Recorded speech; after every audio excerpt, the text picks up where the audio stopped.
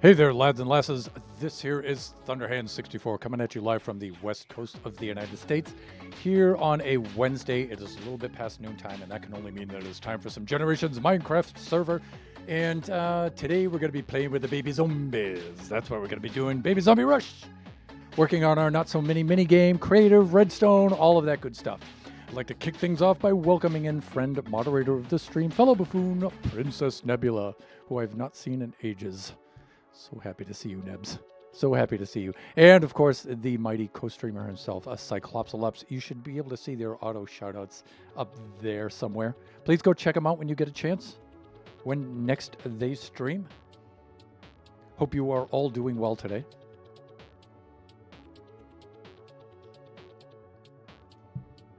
So, the Wee family, they've returned from Taiwan. They returned on Friday. So Kachi is here. He wasn't really up to streaming on Sunday, so I streamed Buffooncraft instead. So they're still shifting, getting used to the time zone and with the jet lag and stuff, but they're getting there. They're getting there. Doing well. Painting my nails right now, so responses are slow. Hope you're doing fab. I'm doing ab fab, darling. Ab fab. I don't have the painting nails problem because I don't have nails. Bass guitar player. All right, let's do this. Let's get things started. Display scene right there. Want to know what I've been up to? I always want to know what you've been up to. And sorry you had to ask, so I would ask. I was getting to it, Nebs. What's up?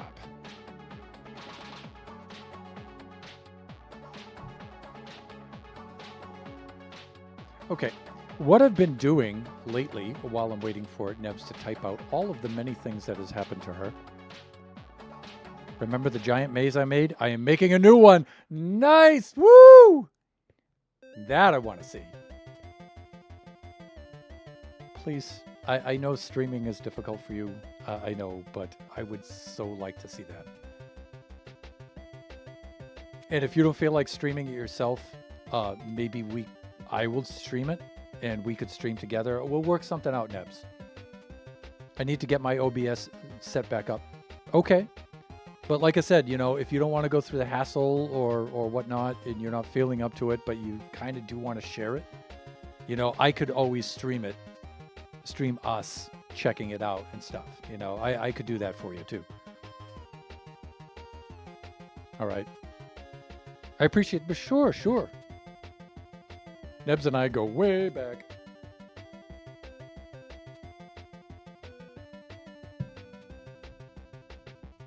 H2 no hydrate. Right here, my friend.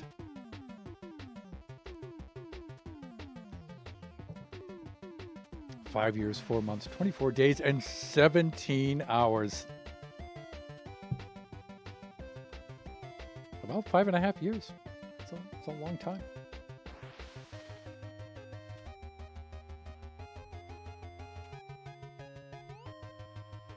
Been chugging water all day. So good for you. So good for you. Dora! Hey, Mr. Thunder. Hey, Ms. Explorer. 30 degrees C in the... Oh, my God. Yeah, Europe's suffering under the heat wave. For here in SoCal, that's just everyday business here. It's not too bad right now, but yeah. So what I've been doing with a few of the streams is before I get into working on the maze itself, on the mini game itself, sometimes I'll come in and do like a little redstone showcase, and this is one of those streams. So during the first half, I'll do a little bit of redstone. We can review especially some of the common redstone like concepts and circuits that we use a lot in Baby Zombie Rush. The ones that I use most, I set up a little place in my test world. You can see we're in the test world now. And, you know, not only do I like to share them with the viewers, but it also helps jog my memory and kind of gets the neurons firing. So then when I jump back into the game, I'm like, oh yeah, that's right. We just did this. We just showed that. So can you redstone us an AC, please? It's warm. It's warm. It's 85 F here right now, but it feels like 90 because, yeah. Those are not freedom units.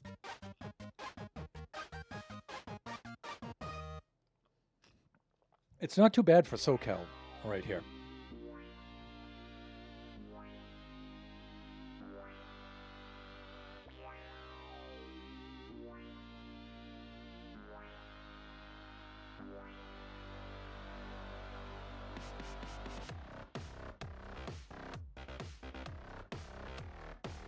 Okay, yeah, it's 85 Fahrenheit here, so it's not too bad.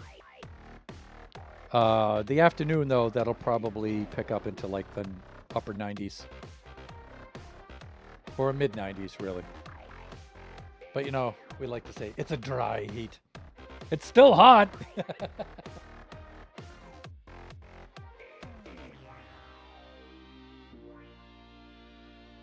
Yep, it sure is. My sparkling personality will cause a forest fire. There's a large population of folks with sparkling personalities here, Syke. You would be right at home, I think, here. Keeping up with the paleness is a challenge, I agree. Yeah, yeah. I'm a lucky Brit with a portable AC unit. Ooh, nice. I'm sure you just camp out underneath that thing 24 hours a day. Fancy, Dora. Fancy indeed. All right, let's do a little. I'm having fun, but let's do a little bit of redstone here. So, uh, last time we were talking a little bit about T flip-flops and what they are and how they work and why they're important to us, right? So the T in T flip-flop, by the way, stands for toggle. So you can toggle something on, toggle it off, right? And the flip-flop means that it can change between states. So that's what a T flip-flop does. It goes from one constant state to the opposite constant state, right? So for example, we have this constantly off. We can toggle so it's constantly on, right? And then we can flip-flop it back to constantly off again. So T flip-flop, right? Now the thing is, we often in Baby Zombie Rush use buttons, right? Buttons are really convenient because you don't have to reset them. However, they don't stay on, right? And so it's a toggle on, toggle off in one motion. And so what we'll usually need for something like this is a T flip-flop to convert this. So when we activate the button, it will then go from constantly off to constantly on, and then flip-flop back to constantly off. So a button acts like a lever. That's the idea with this, right? And so we made a couple of different kinds of T flip-flops. Here's a classic Thunderhand T flip-flop here. So you can see, even though we have a button, we've toggled to constantly on, right? And then we can flip-flop to constantly off.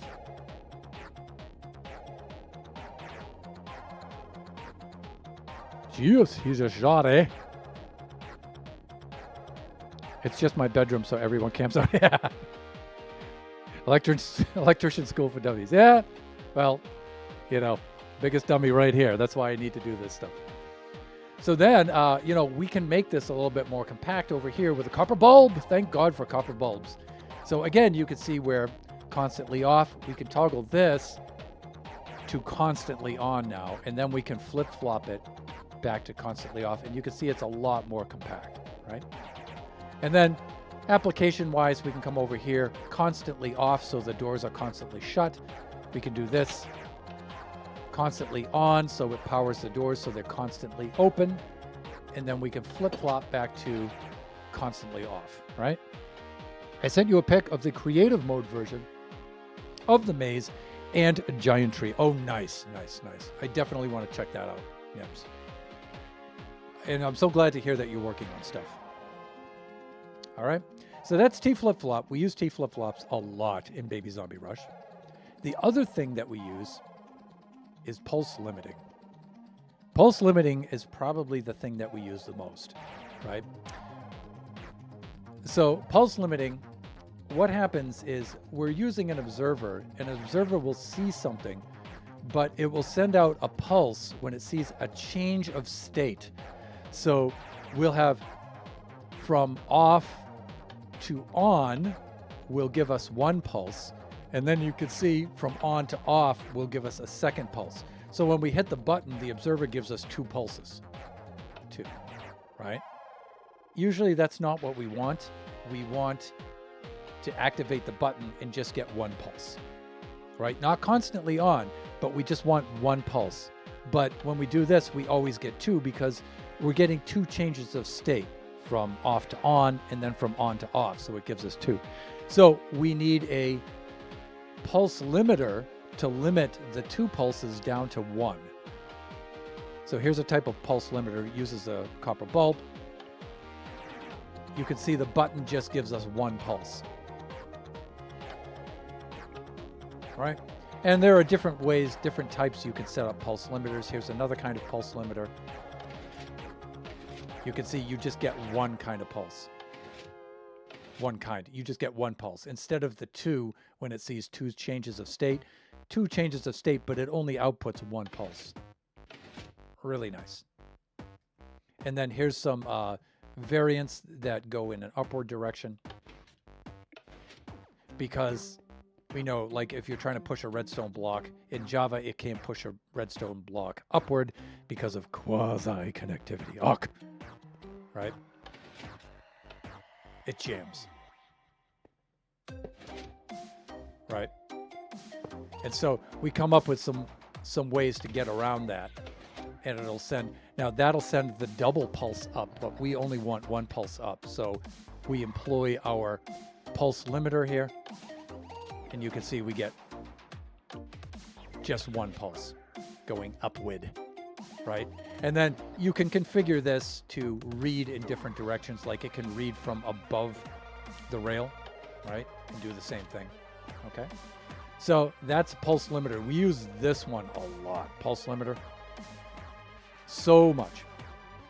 Another thing we tend to use is pulse extenders, and that's the one I wanted to go on today. So these two are like review from last time. Today I want to talk about pulse limiters a little bit before we start our work. And that redstone is cool. It's super, super cool. But you know, I would always just rely on me like having to reinvent these wheels every time. And so it's, you know, always been a desire of mine to like just set these up in one place in my test world and just keep them handy so I can just review them every now and then just to keep them fresh, right? So it just saves time during the stream, right? So pulse extenders extend the time of the pulse and just make the brief pulse into a longer single pulse. And that does some weird kind of things in Minecraft Java.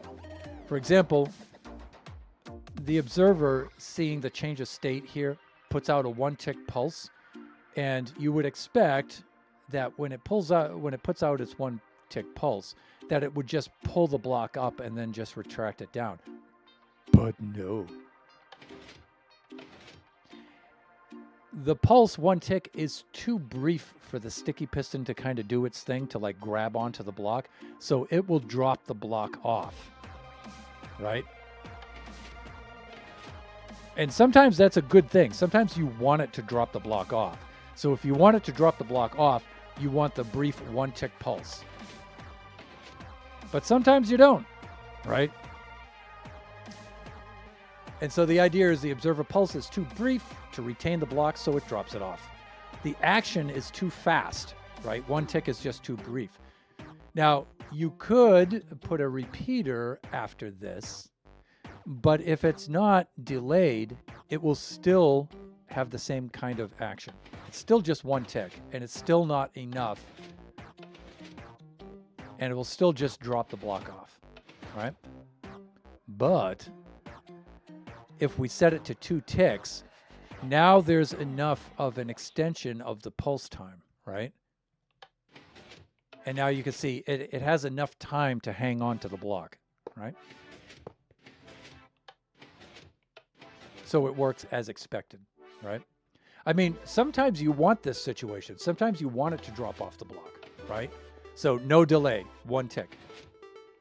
But if you want it to hang on to the block, you need at least 2 ticks. If it's more than 2 ticks, it'll still work. See?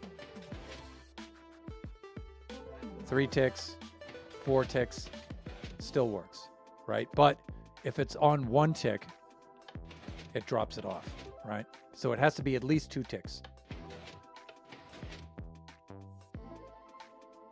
Get this guy teaching how to view. I am a retired teacher, you guys. This was my job for over 10 years. Minecraft Institute of Redstone Technology.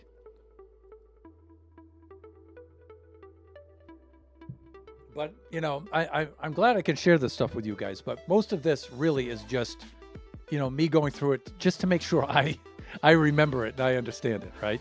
And then if the viewers can benefit from it too, you know, absolutely. I'll attend Minecraft at uni if it was available.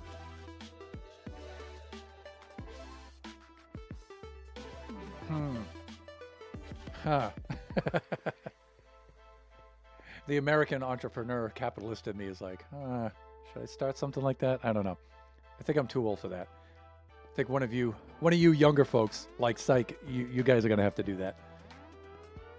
I'll be on the advisory board. How's that? Now, you say we want this to either drop off the block or retain the block, right? But we want it to hang out there a little bit longer, right? So right now it works at about that kind of speed, right? The other thing we can combine with this is a clock, right? So this is your basic comparator clock, right? So it'll send a pulse of 15 into this from the button, right? And then it will read this 15, but then when it moves over to here, it'll lose 1 tick. It'll drop to 14. So this then sees 14, spits out 14, but then when it drops over to here, it loses a tick, 13. This sees 13, 13, 12, 12, and it will keep going around until it winds down to 0. And you get a little clock, right? So it works like this. And I wish I had my data pack in here so it would show the numbers counting down. But you can see it keeps the pulse a little bit longer. It keeps it powered a little bit longer there.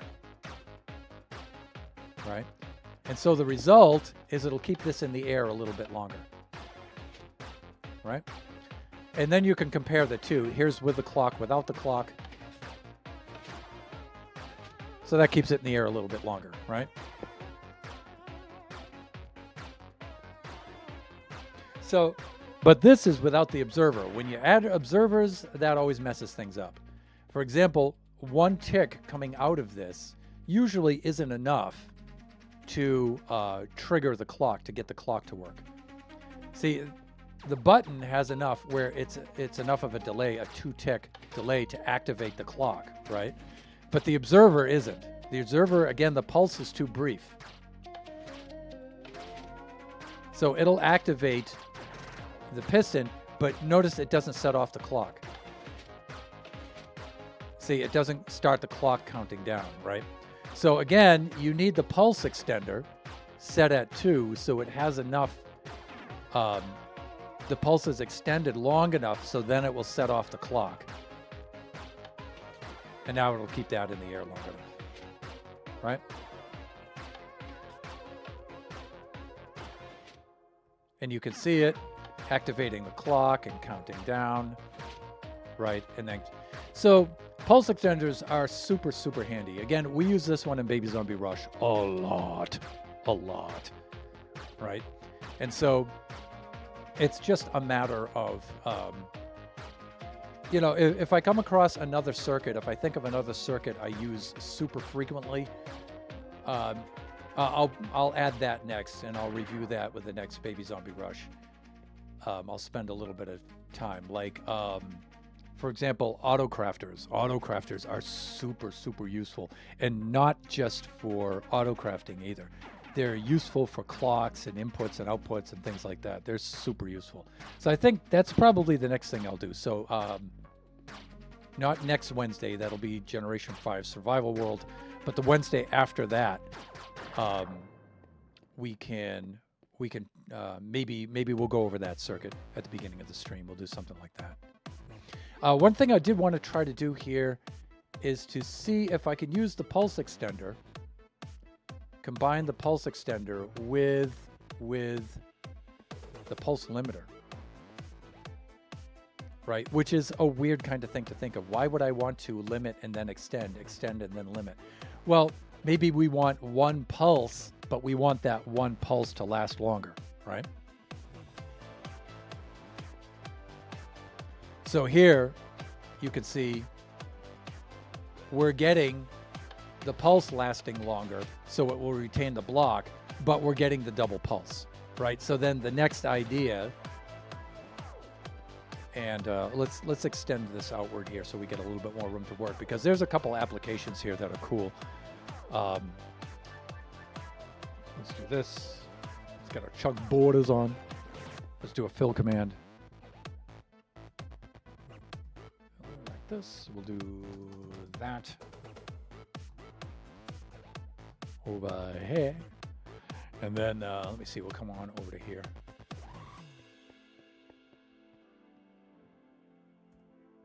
We'll do something like this. And we'll do that. And we'll do some polished andesite.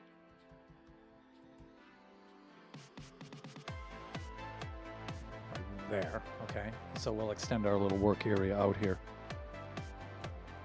Nice. Nice. And then we'll do some applications over here. Well, we'll see if we can now integrate here our pulse limiter. And we'll probably use this pulse limiter because it's pretty compact. Integrate our pulse limiter with our pulse extender. Right, that'll be the first thing that we can do. So let's go. Let me see. Ersan, we'll set this all up over here. And let me see how to do this. Maybe something like that. And let's grab some things from some tings, as Mrs. Thunderhead would say. Here we go. We'll do that, and maybe this. Like this. Let's grab some of these components over here, like that and like that.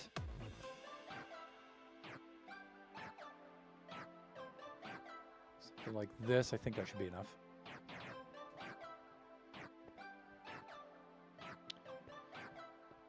And let me see, we'll put that copper bulb right there, and we may have to move some of this stuff around. Like this.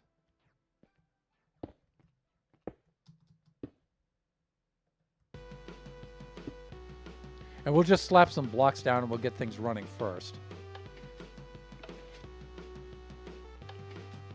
All right, so this is cool. Notice how we're only getting the... If this weren't here and this were just redstone right across here like this, you get the double action. It would drop the block off. Right? But because we have the pulse extender now, yeah, like this,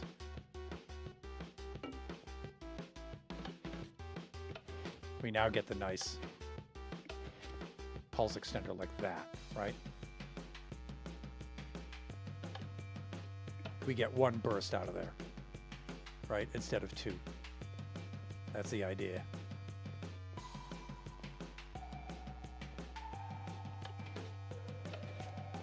Now, one of the things I was trying to do was trying to figure out a way that we could get this to drop off the block and leave the block up there and then retract the block back down afterwards. So that's what I'm trying to do here, whereas, you know, that doesn't quite do it. So maybe we need this.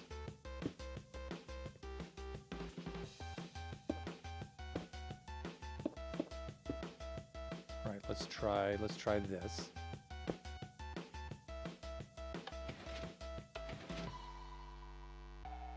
And so this is a little bit weird. A little weird because we want one pulse, but we want it to be one fast pulse. And I think the comparator slows it down. Right, so we want one pulse, but we want it to be quick. So that might be a bit of a challenge.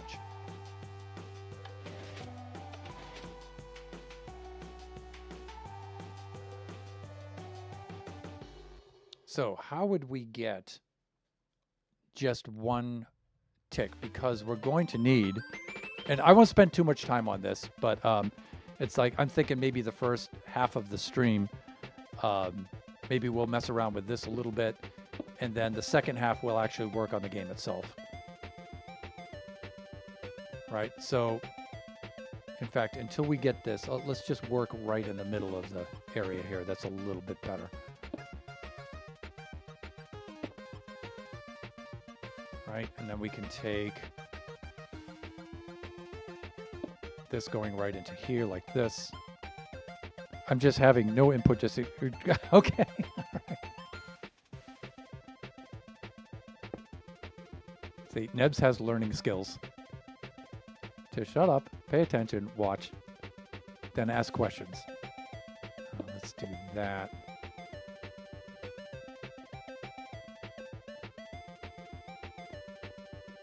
Let's do something like this. Where is, that's what I need next. Right there. Neb tries to learn, but sometimes it's hard. Learning is always hard.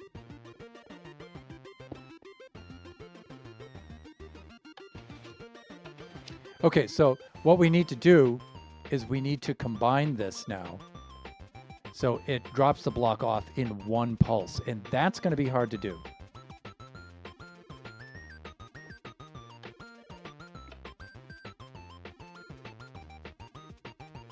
Because I think the copper bulb acts as a pulse extender too at the same time.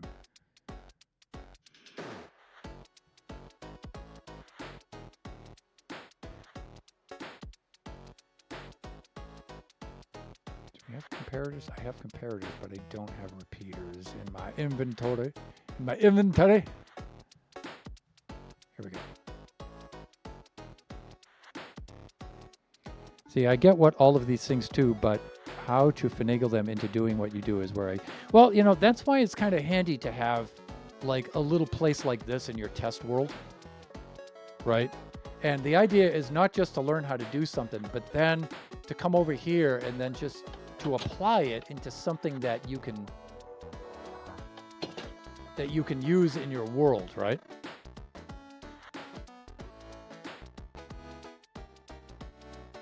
So like without the application, you can't really learn it, right? So now for this stream, you know, our application is the game itself, right?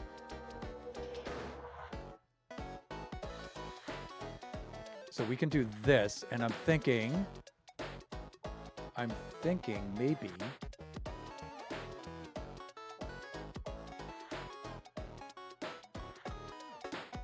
we do that. Come over to here like this.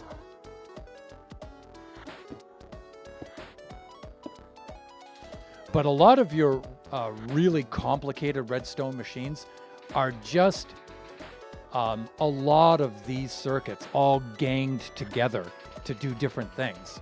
You know, so there are a lot of these basic circuits, especially these three kinds of circuits, right?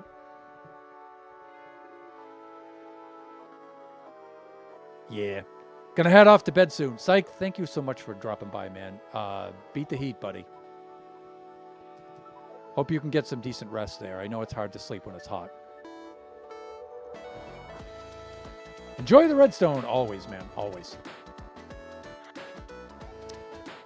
This should be putting out in this direction. We should get that there with this. Like that.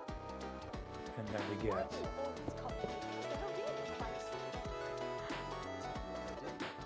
It's what I do. What I do. I really need to crank the volume on that one a little bit,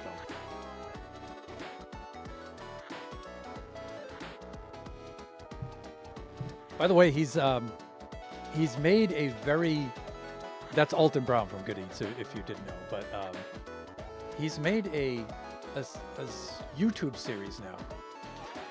And he calls it Alton Brown Cooks Food, then Eats It. But it's cool. It's a lot like, more like a stripped down version of Good Eats. It's a lot of fun to watch. I really love it.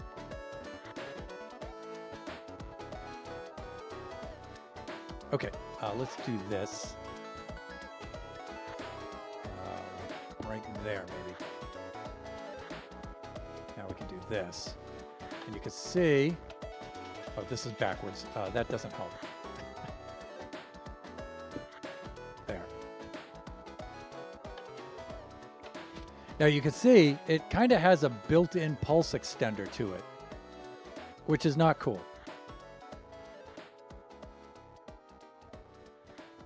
All right. So what we could do is have some kind of thing where, now if we get this,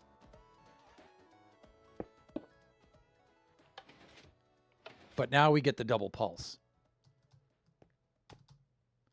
So where you have the copper bulb, you know, this kind of thing might be a little bit better. Right? So that might actually do more of what we want because you'll get the single pulse out of it.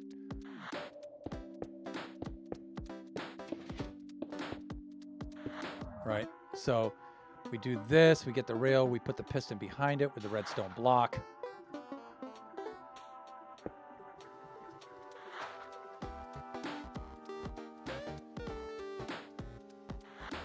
Like this, okay? There we go. And you get a single pulse out of there, and it's quicker. All right. Now, if we have this, we get this, it should drop the block off. Nope, it's still too slow. So how do we get it to leave the block up in the air?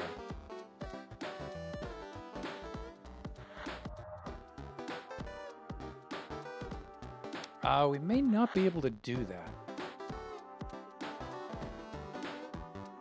We may not be able to do it. One of the other things you can do, and this is a little weird, but you can do something like this. There it is. That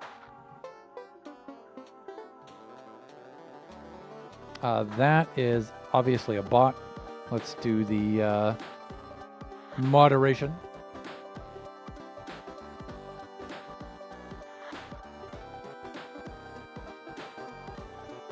Thank you, Nebula. Neb's doing the moderation there. Thank you so much.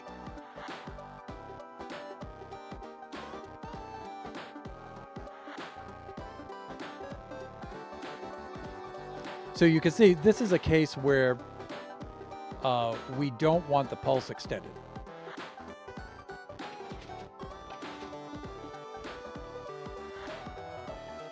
Pretty cool.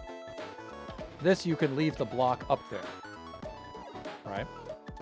And then you can have a clock on the back of it to pull it down afterwards, right?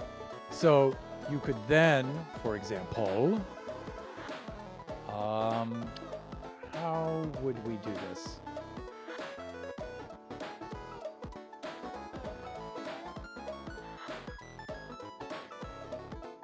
Because we need to split the signal coming out. Will a redstone... Well, you know, you could use a target block too, but I don't think the piston will conduct a signal. I don't think it will. Yeah, it doesn't. You could do something like this now, where we could bring this on over to, say, here. Let me see, the button is one in front, so I would go sun like this, maybe here, and then do something like this. And let's bring this over to about here. Maybe a little. Yeah, this is good. How am I doing for time here? 36, plenty of time. We're doing well. Put this here. Now, one of the things we could do is have, you could just put like a little blob of redstone here. Right? You could have the piston here now. And if you do this right, and that's a pretty big if. All right, you could put a repeater right here. And this might be able to do it. Like this. And let's just test.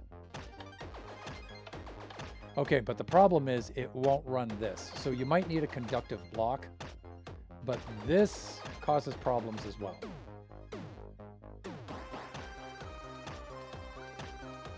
So you might need to branch this.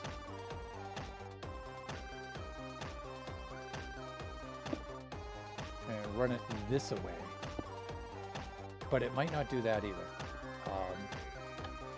Yeah, it won't.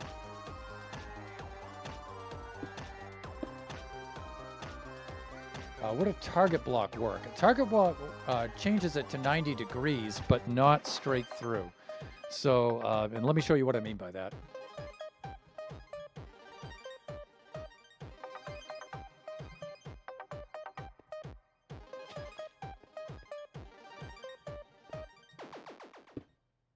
But there is a way around it. You could do something like this. Okay, there it is. The other cheat would be to just put dust on top of the block, but this is good. All right, so we do have that. We need this to be there, and then this.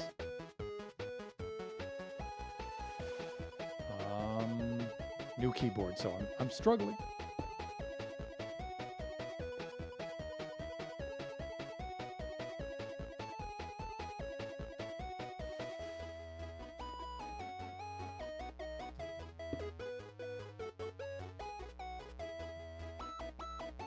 Like this.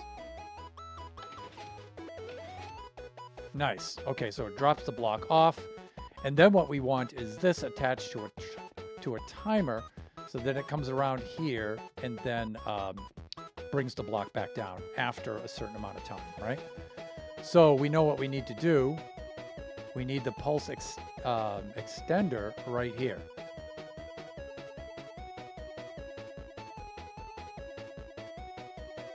And the pulse extender is going to need an input and an output. So let's bring it over here a little bit. And let's see, actually I want that on that side maybe, and this on this side like this. We want two like that.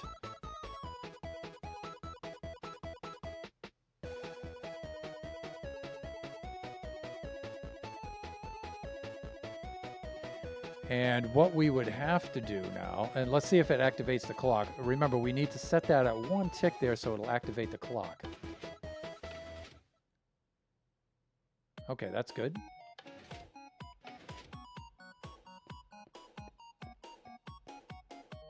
And then I'm thinking we're going to need an inverter. We might need an inverter here.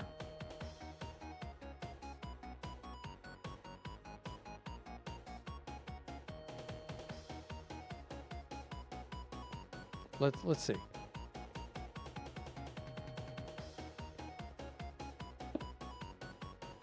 There might be a shorter way to make this circuit.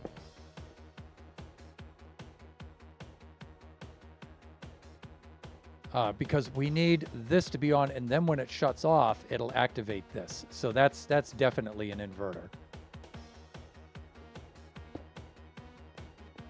So we might need to do something like that with a redstone torch.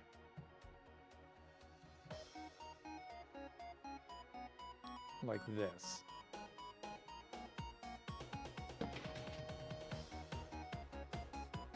Okay, and let's see if we can get this to do its thing. Okay, and we're going to need a repeater here so it won't feed back. There we go. Like that. Repeater kind of acts like, well, it doesn't kind of, it acts like a diode. And so it only allows the power to flow in one direction. That's a really good use of repeaters. All right. Well, let's just see if we can get the first part running right. Drops the block off. Okay. All right, let's try it.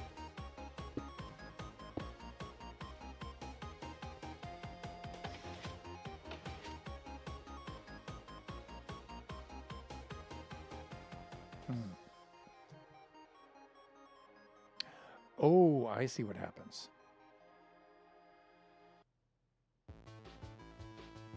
Okay. We're going to need something.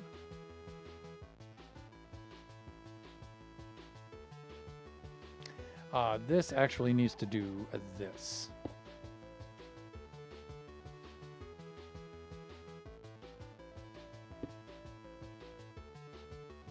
What happened because I didn't see it? Okay, What happens is this did not turn off the redstone torch with the signal. So I had it.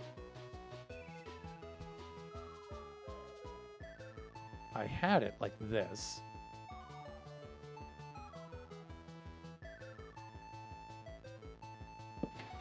So the redstone signal is constantly on. And what I wanted to have happen was this to come in and then turn the redstone signal off. In order to do that, all we have to do really is do that kind of a thing. And that should do it. Let's try it now. Sends the block up in the air. When this counts down, brings the block back down. There we go. Yeah, I was watching you said and see what happened, but didn't understand why it didn't work. I was literally just typing to put the torch on the side of a block. Yeah. Now, this is a pretty big circuit, but you could condense this down. I know I could condense this down and make it into something smaller. So it'll leave the block in the air for a certain amount of time, and then after that amount of time, it'll retract the block and bring it down. So you're combining pulse limiters here, right, to get that one pulse, right? And then you're combining a pulse extender. And so you don't want the extender to this part because you want the pulse fast enough to drop the block off. But then you do want the pulse extender here to activate the clock. And then again, no pulse extender here so you can retract it down. Cheer dances. Does that mean I redstoned? Of course, Nebs. Of course. Nebs, I fully believe that you could be an excellent redstoner if you just let yourself do it.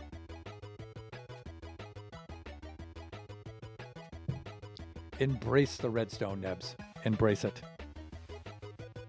Warm hugs to the redstone.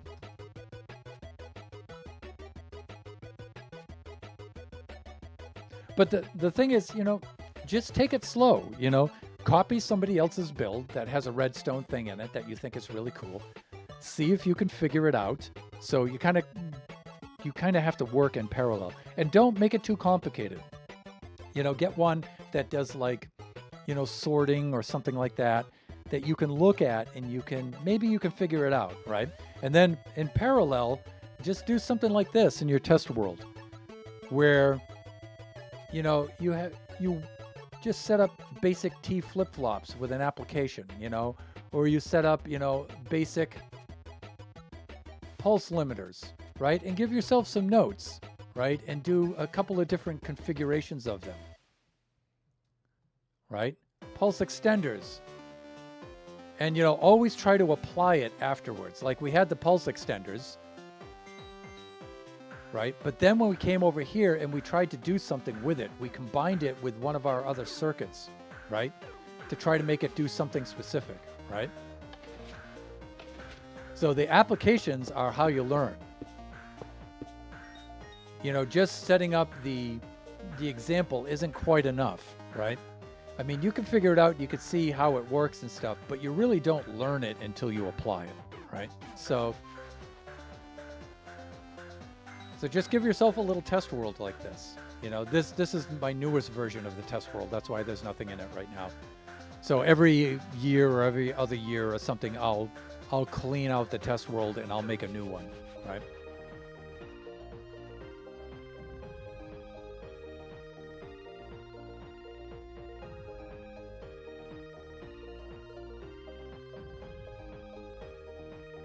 Now, one interesting thing about these comparator clocks is they take up a lot of space. They do. They probably don't look like they do, but they do. Let's, without some irony, let's set up 2 of these clocks. You can see this one working and doing its thing.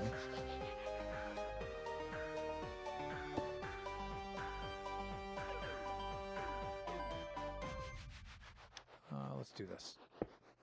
I mean, here's our basic one that we were using before.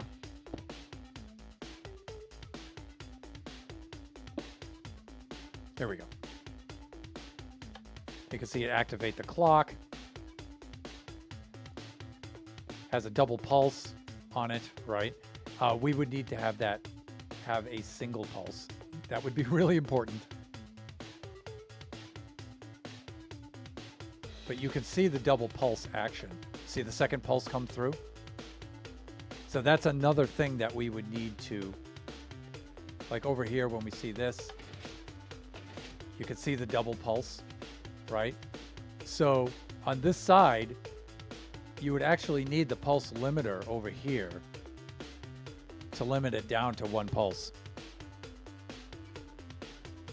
Yeah, I get what you're saying. I have lots of test worlds for builds and stuff, and I got to learn Redstone because I want to make a note block song that has lots of redstone involved. Yeah, when the repeater lit up again. Yeah, so you can see where technically this isn't exactly right because we're making a double pulse come out of here, right? So before we get into anything else, let's fix this and do it right because you would really want just a single pulse there.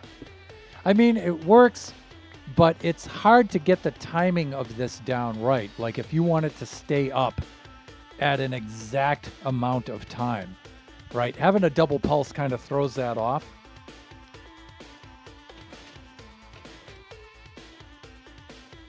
Right? So if you want to be a little bit more precise with the pulse, here's where the limiter comes in, right? So you can get one pulse out of it this way, right? So we could probably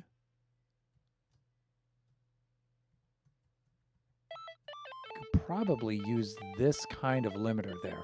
Let's just try it out. I'm trying to think of where I would want to put it. Would that work? Well, it'll definitely light it up. So we do that. We get our... Now, remember, we sometimes don't have to put the repeater after this because this also acts as an extender at the same time. There we go.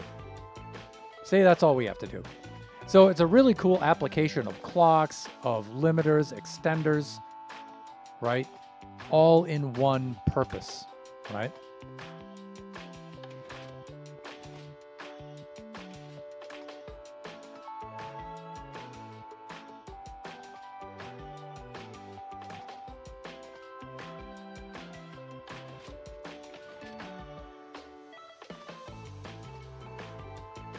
But you can see, though, where we don't have the double action on here, that we actually need the double action at this stage, right?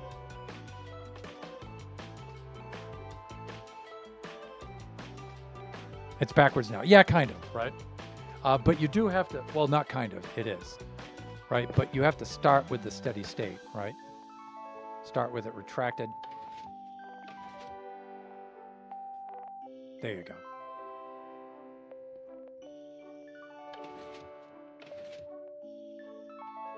There you go. So yeah, it's important to reset the state. Now, you could have this retracted and use the double pulse here to extend and retract, extend and retract. You could do that too, but it's more circuitry, right? So the observer puts out a pulse when it changes state because it changes location of this block space, right? So you can think of it that way. And the thing is, it should get a double pulse because I'm occupying the space and then I'm not. And it changes state twice, but it happens so fast, it only gives one pulse out, right? So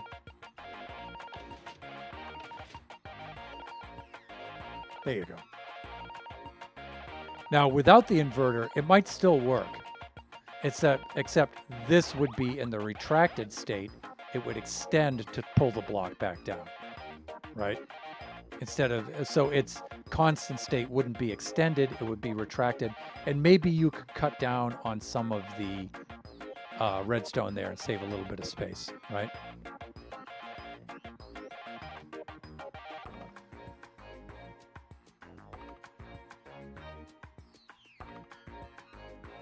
And I'm sure there's a way to condense this too, where, because I have three repeaters, three comparators here, where I could get away with two, but you got to be careful about signals feeding into the side of the comparator and stuff. So I could make this a lot smaller, but having this the size it is, I think makes it a little easier to see sometimes.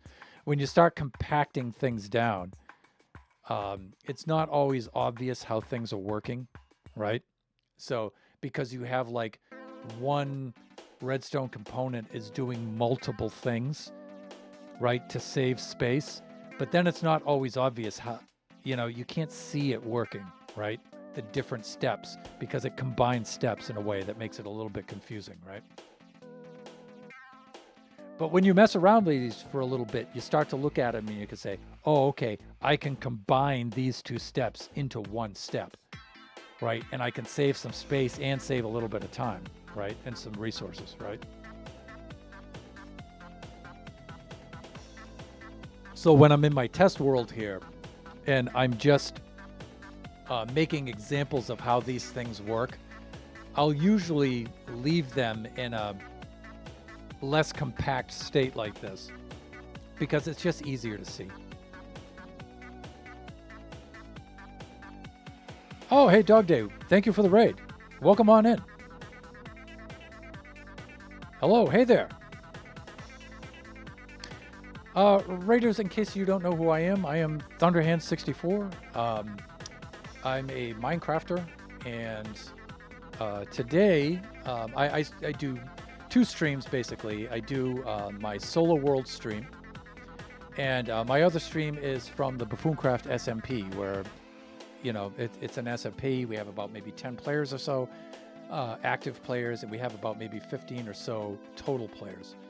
And so on Wednesdays, I'll do my Solo World stream, which is what I'm doing today.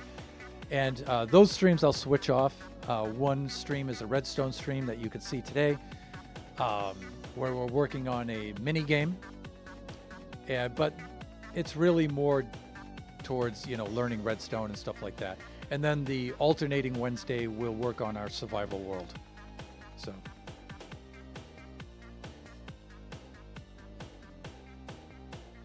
Hey there, Mini Catnap. Oh, understood.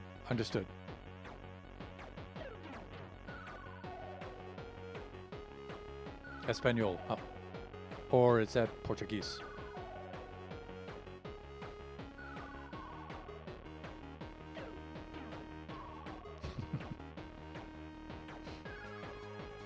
Understood.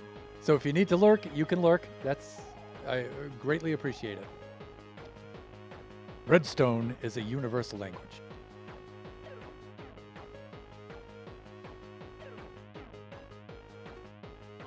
Oh, good. Mini Catnap can translate for us. Great. Sometimes I can read a little bit of Spanish because the Latin root words are the same, right? And I live in Southern California, so there's a lot of Spanish here.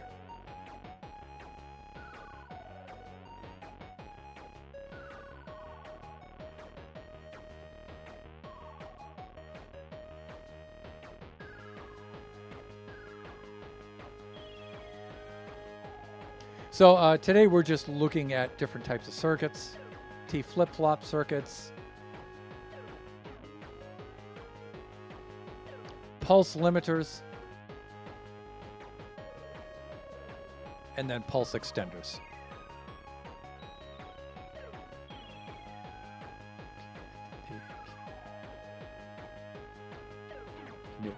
Got you. Yes. Yes, I do not speak Spanish. I can read a little bit of it, but no, Chinese is what I speak. is my other language.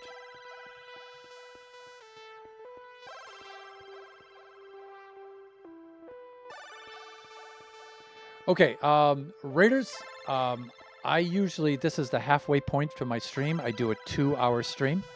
I will stream the first half, and then I'll take an ad break for 3 minutes, and then I come back for the second half. So this is my ad break time right now. I run ads for about 3 minutes, and then I will be right back. So please stay with us if you'd like to see some more of this kind of stuff. I'm terrible at English. Okay. I'm terrible at Spanish, so we're even. I am going to take a. They call me the living translator. Well, that's so much better than a non-living translator, isn't it? So, Minigap, if you could relate to your friends that I'm going to take a 3-minute break, after which I will be right back. I'm going to run some ads. Princess Tiny One, welcome on in. Use Traductor or translator, yes. Okay, so I will be right back after I run some ads.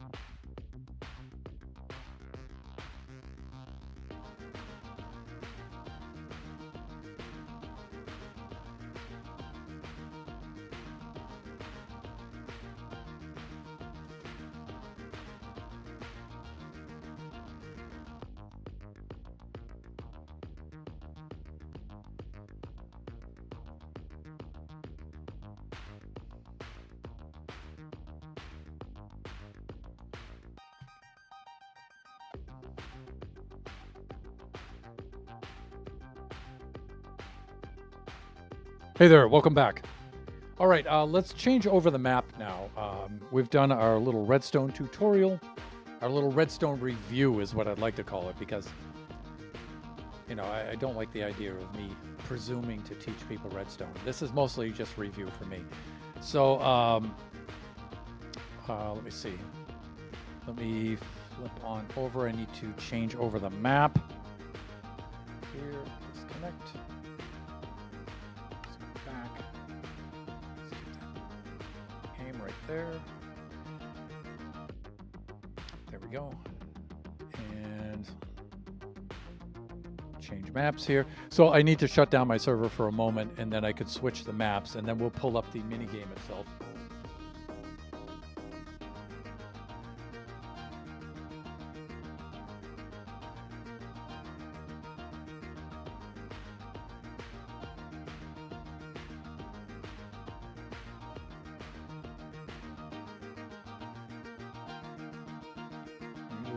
There we go. Easy on good.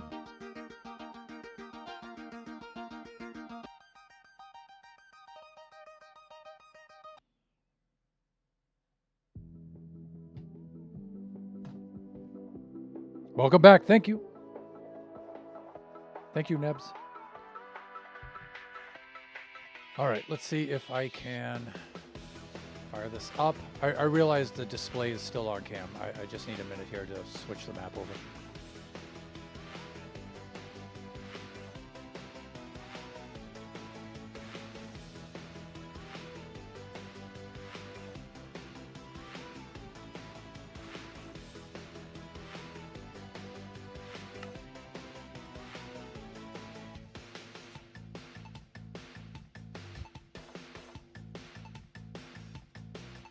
Get into position here, and then we'll do our thing.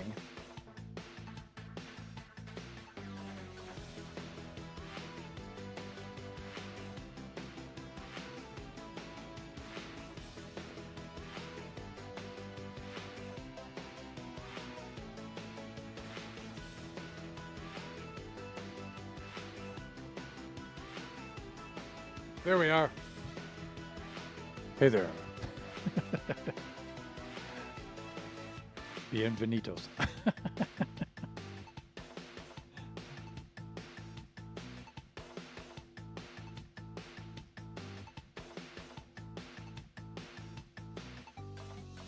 My translator abandoned me.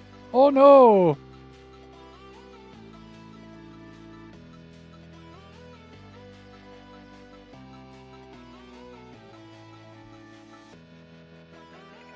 Rat is the one who raided me. Okay. So maybe I'll take a moment to show some of you around, even if you can't understand exactly what I'm saying. I think you can see it. There's Tiny One with the emotes. So this is a mini game that we've been making. And so basically it's a maze.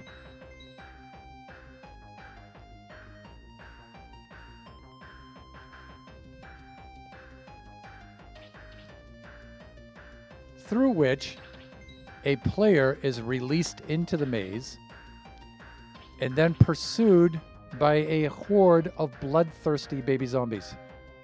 So it's called Baby Zombie Rush. And as the player is fleeing through the maze, they will occasionally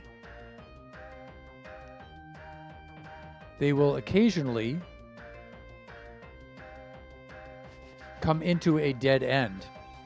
Now, they may be able to run away from the baby zombies, but they will always have some sort of mysterious button.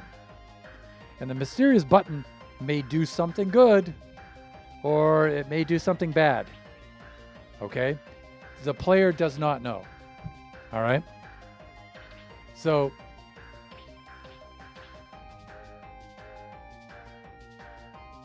this button, for example,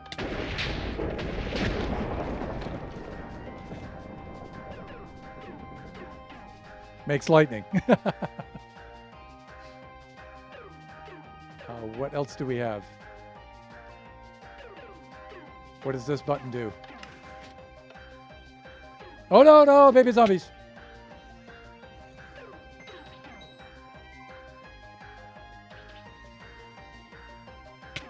Ouch. Not good.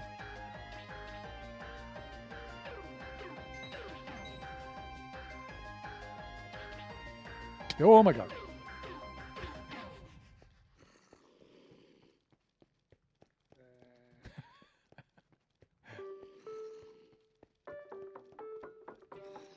I don't think that one's set up yet.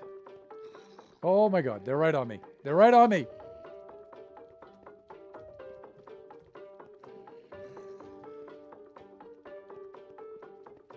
See, you can, if you're fast enough, you can juke the baby zombies.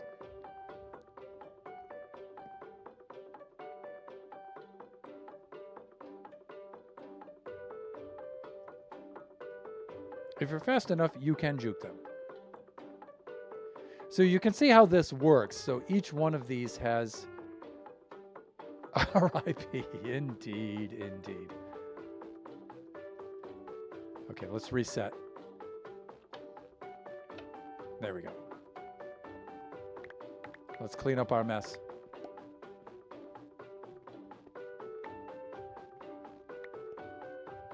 So you can see every time a player comes to a dead end, they have a choice.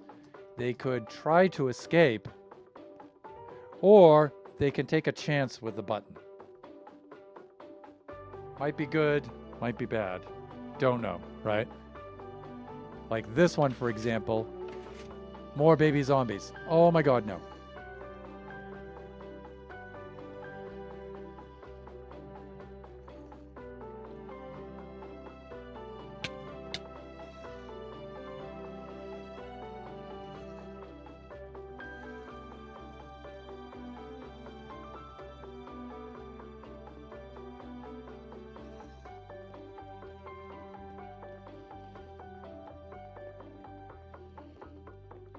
So you can see we're still building this out. Oh no, what does this one do? They got me. So you can see the idea is to have a player on as a guest.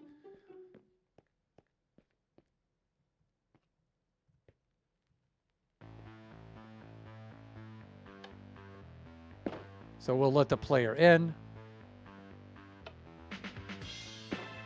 Then they'll wait here.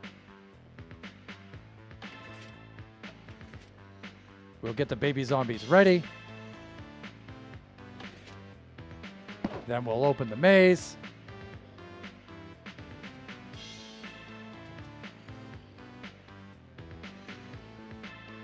And then the player goes through.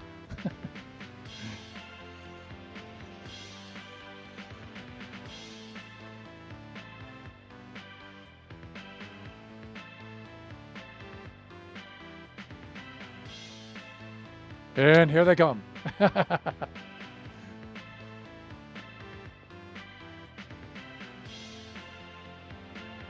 There's going to be a lot more RIP tombstones there. Tiny one.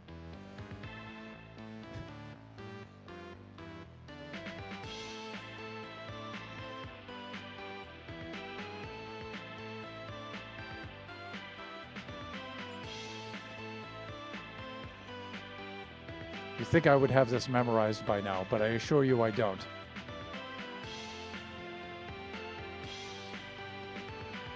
Oh no. This dead end doesn't have any features yet. But see, you can juke them. You can juke them if you're fast enough. So I didn't make it totally impossible.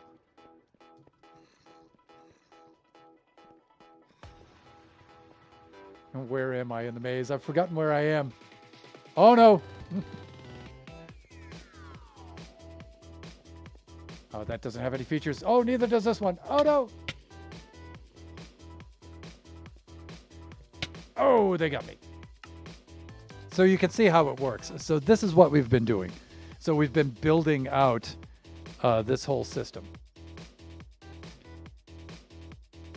So during each stream, we build a little bit more of the maze and we put in more features.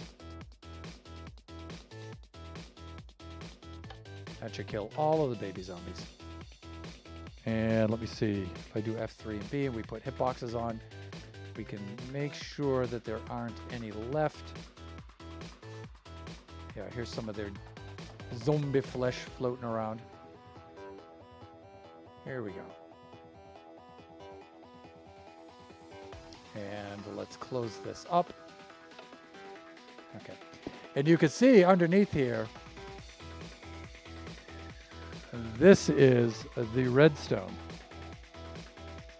Let's go give ourselves some night vision again, so we can show off what we've been doing.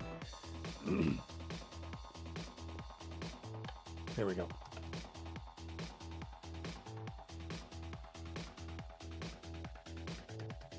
You can see this is the redstone for all of the dead ends that are up above the maze. So it's all hidden down below here.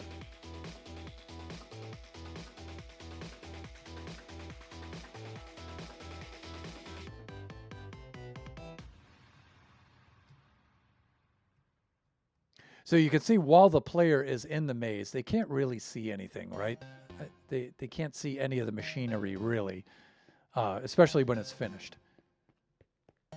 Right. So what we are continuing on today, which feature we're building out today, we're building out this feature.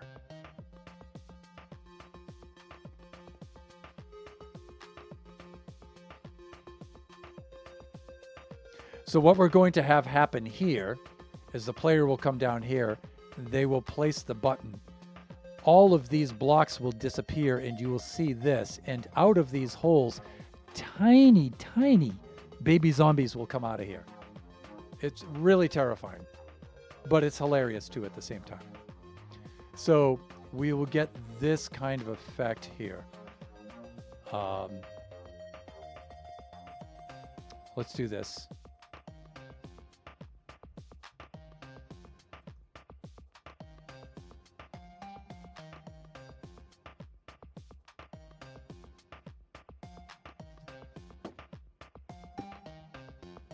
I think it's this kind of.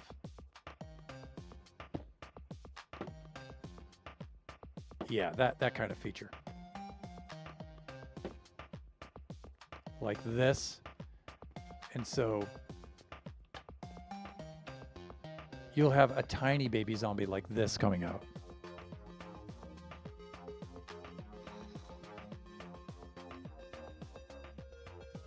There we go. Now, when he sees us, he'll come up, and you've got this little dude chasing you. But they have the same speed and the same attack damage. Look at that little guy. He's deadly. He really is. Appreciate the lurk, tiny one.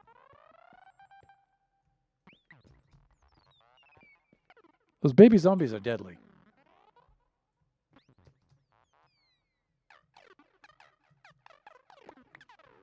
And just to make sure that he's... So you can see where that button will then activate the baby zombies in those holes. And the baby zombies should come pouring out of...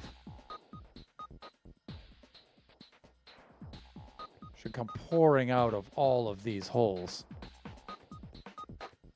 when the player pushes that button.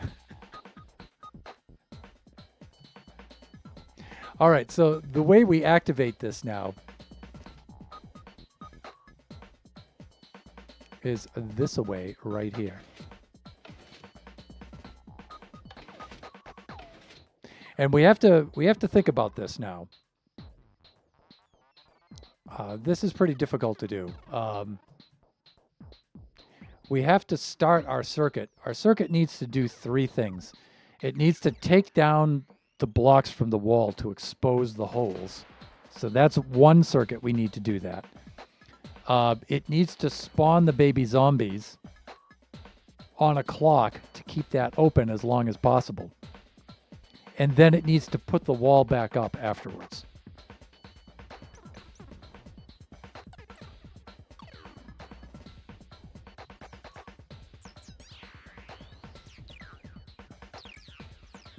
So we need 3 circuits, and we also need a clock, too.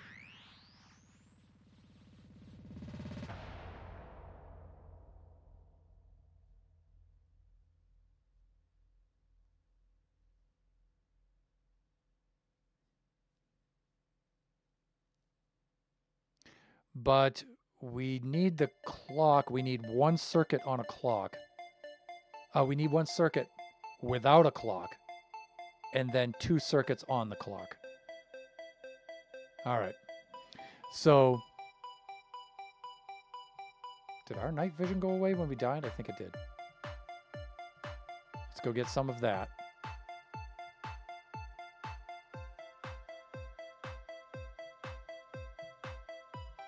There we go.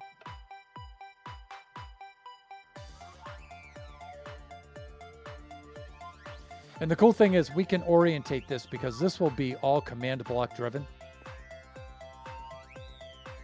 So we can orientate this however we would like. So it has to split off of this block here. So if I do this correctly, that's a pretty big F. If I do this correctly, I can branch this out this way into 3 circuits. So the first circuit we can do is let us make the blocks appear.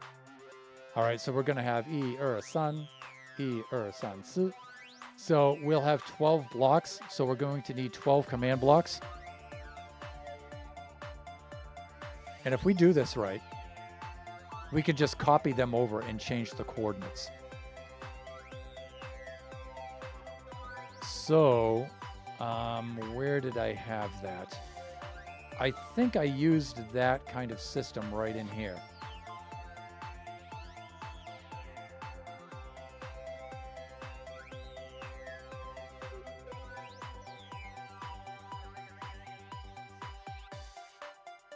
Okay, this spawns the baby zombies.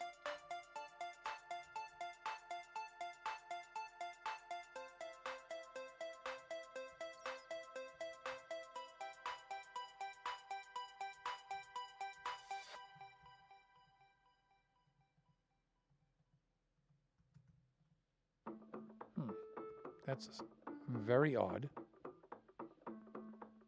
My blocks for that are missing.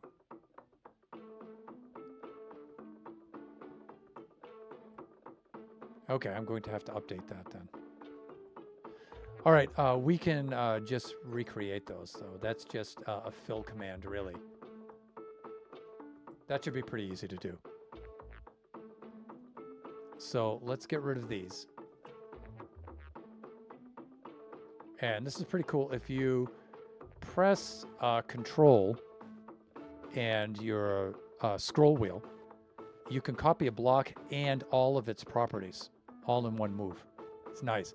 And that's what I was looking to do over here. But I wasn't aware that I needed to update that. That's cool. Yeah.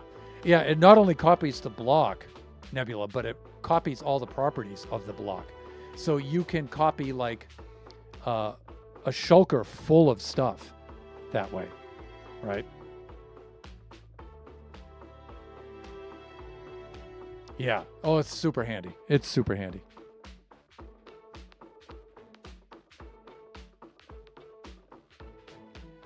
And it's especially handy with the command blocks because now you don't have to like retype in all of that stuff. If you have one that already does the thing that you're looking for, then you're good to go. In fact, that might be right here. Oh, wait, this is the spawn the baby zombies. Yeah, okay, that's the spawning the middle mini zombies. Here, let me get this guy here. Bye-bye.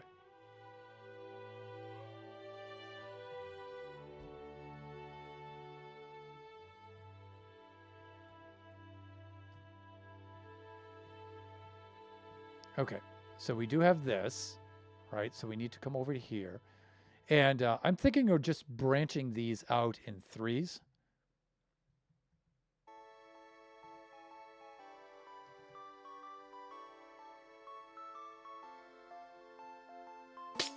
So let's do something like this.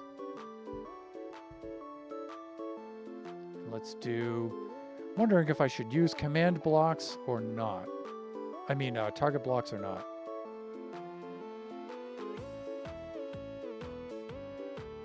Because I'm thinking we're going to need this with a space, this with a space, and then this. Yeah, we're probably going to need this kind of a thing.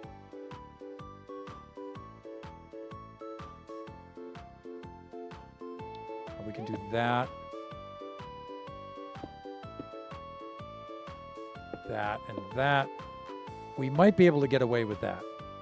Because here I can just have the command blocks going out in a long straight line. And I think we're good. Then I can get some dust. And we might wind up changing all of this, but let's just build it out like this for the moment. Like that. Now these might wind up being on a clock. So where this branches off this way, we might have a clock set up here, and then they'll split off to the two commands. But we're going to need 12 blocks here. So let's just set up one first.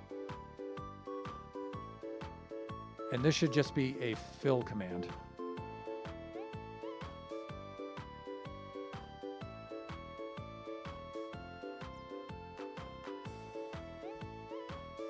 Nope, not with the caps. Let's do fill. And then we're going to have to get the coordinates, but we'll retype these in.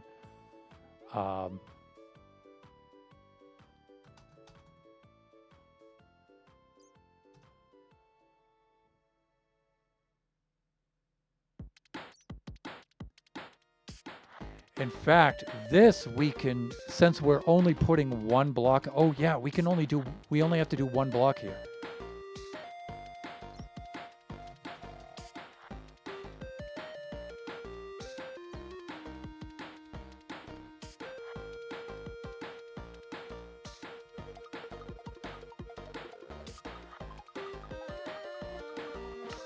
Now, it might do this for us. And this is what I'm talking about. Now, these blocks here that I'm placing right now will end up looking like, just like the maze wall, so they'll be camouflaged, right? But just for test purposes, let's do this. Let's get targeted block. Let's do this.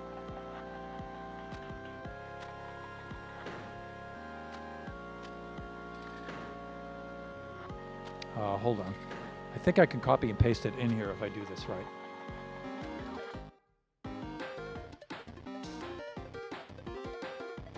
Even though it's 12 blocks, it's one area of blocks, so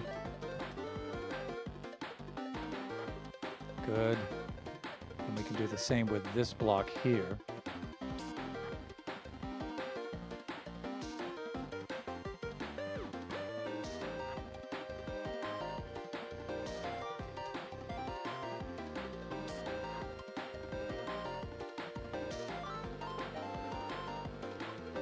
Good.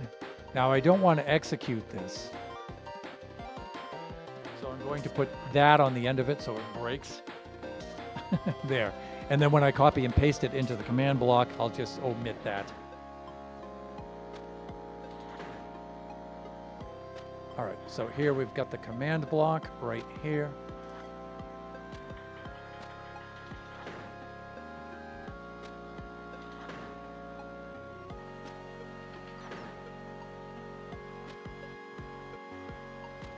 Now, if I do this, now I can grab this. I should be able to copy this. There we go. We do Control C like this. We come into here. Control V to paste. Take that out. We should be good. We should be good.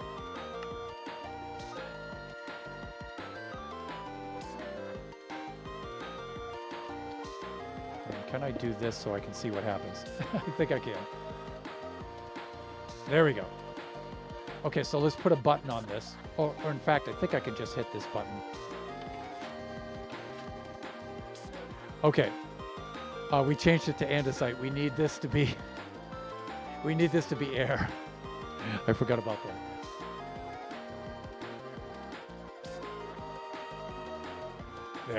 There we go. Let's try that. There, okay, and that opens up just like that. All right, so that's step one. This opens up. So we've at least accomplished that in today's stream.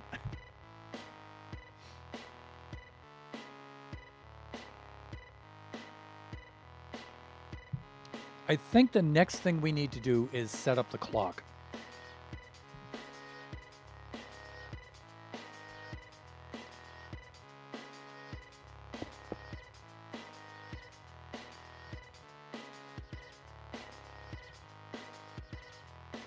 So I think the clock should go...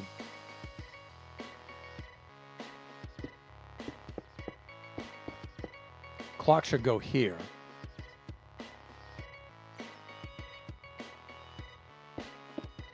And then coming off of the clock, we'll get 2 more command blocks.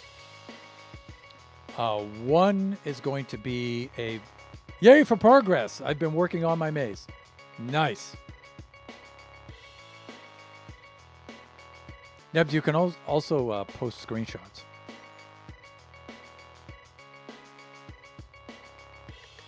I know you sent me some in Discord, but I mean in our respective servers. Okay, so we have 2 of those.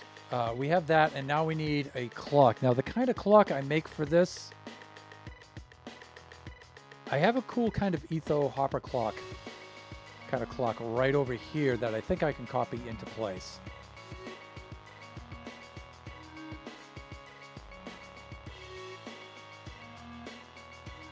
That when it activates, it just pushes the block over, and then after a certain amount of time, it comes back and pushes the block back. So let's build that out, and let's see if we can time that. So let me see, I'm going to need a regular piston. A piston right here, like this. We could do this here. There we go. And we'll just select all of our stuff because it's right next to us there. We do this. We set that guy right there.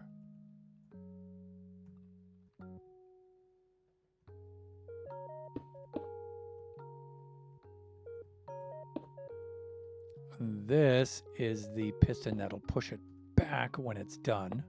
Hawk, hands, please. There we go, like that. Okay, and then in this position, we need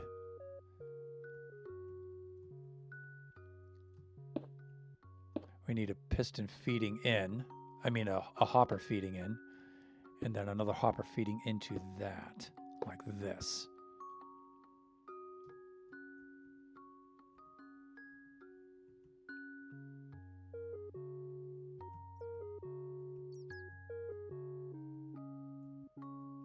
And then we have a reset side and an output side.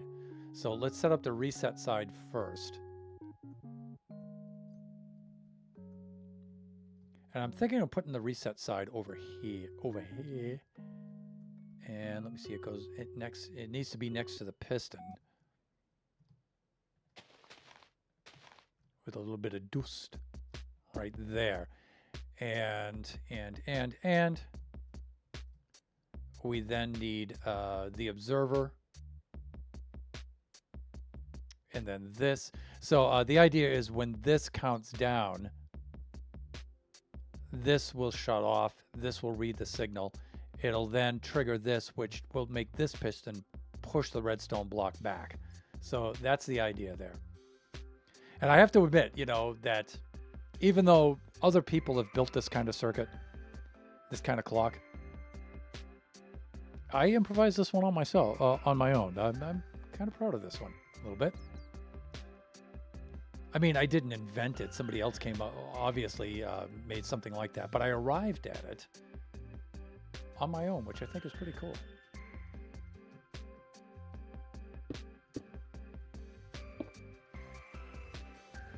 Observer. Observer goes right. I don't know. Let's take that off of there for right now because stuff's going to happen. You know what I'm saying? Stuff's going to happen. This needs to go this away. So this will read that. That'll read that. Okay, and I'm going to leave this off for the moment. Proud of you. Oh, thank you. Now, this is okay at 1 tick if it drops that off. I think we're in good shape.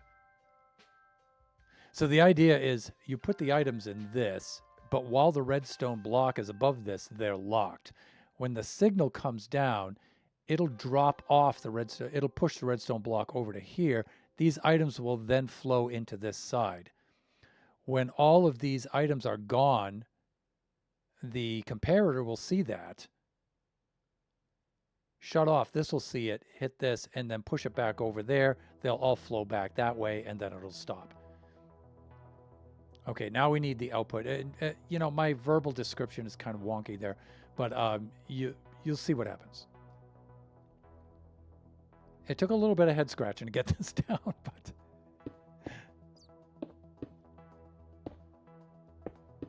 it's just one of those things where I just sat down one evening and just went well into the wee hours of the night just messing around with this and saying, you know what? I can build one of these. I can do this better. Because I had a circuit that did a similar thing, but it was gigantic. And it had dispensers with water buckets, and it was huge. And I'm like, no, you know, I'm sure I could just modify an Etho Hopper clock into a countdown timer. I think I can do that. So I just sat down one night, made myself comfortable, and it's like, all right, let's do this. Let's do this. Okay, it should be on the secondary hopper, right? Yes. And we need that one outputting.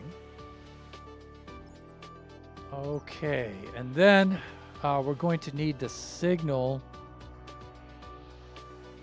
to come out of this and activate the block, but it has to do so in a pulse. And that's why we need this kind of deal.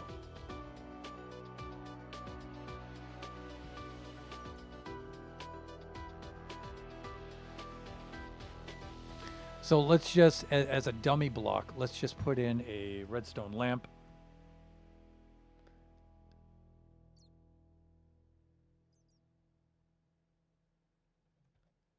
Ugh. Really, hands, please. Please. If you could just like do the thing, that would be great.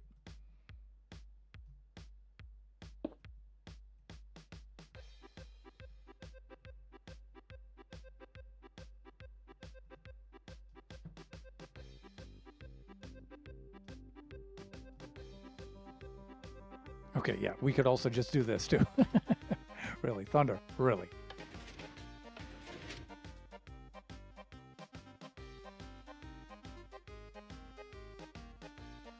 Okay, looks like it's doing the thing I want it to do. Let's put down some dust. And now we can put some items in here. And the number of items just decides how much time it's going to take. So let's just start out with maybe 16 of these. There we go. Okay, so you can see where these are locked into position. Then if we head up here and do this, You can see them starting to flow over, but this is locked so they won't flow back. And then when this empties out, it shuts off.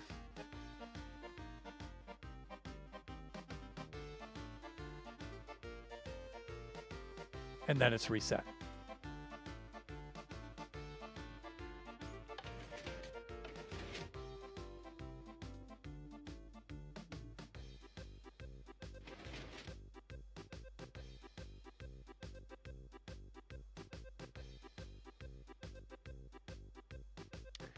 So we need to then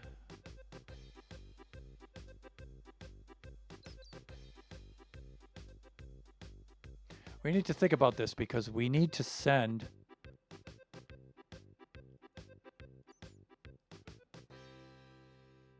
just a one-time pulse.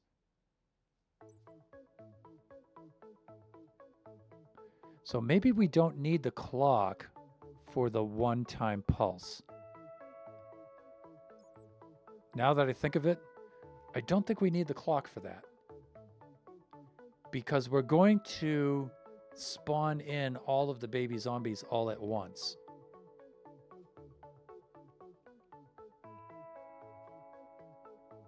That happens instantaneously. It doesn't...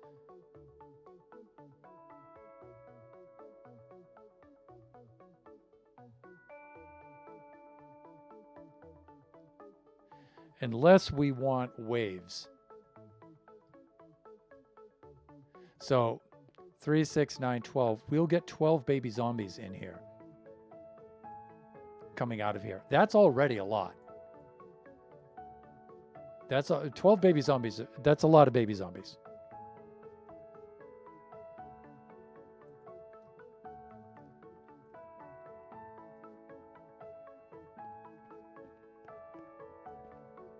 So you can imagine the player hitting the button like this. There's a slight delay, and as they come up to here, then that happens, and they all come out.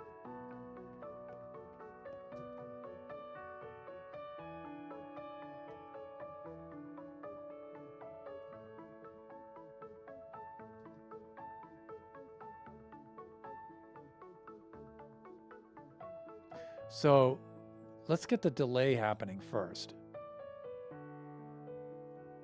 Well, actually the blocks dropping isn't really the delay part. The baby zombie spawning and pouring out is.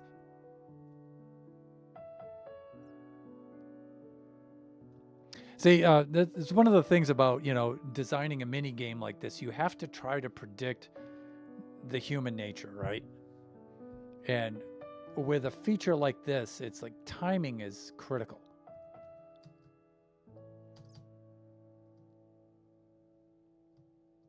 All right, let's focus on getting the stuff in place first. I can recreate this, so I don't really need this. But the baby zombies, I will. So again, we're going to need 12 command blocks. So I think it's actually going to be a little simpler than this. I think it's going to be a little simpler than this.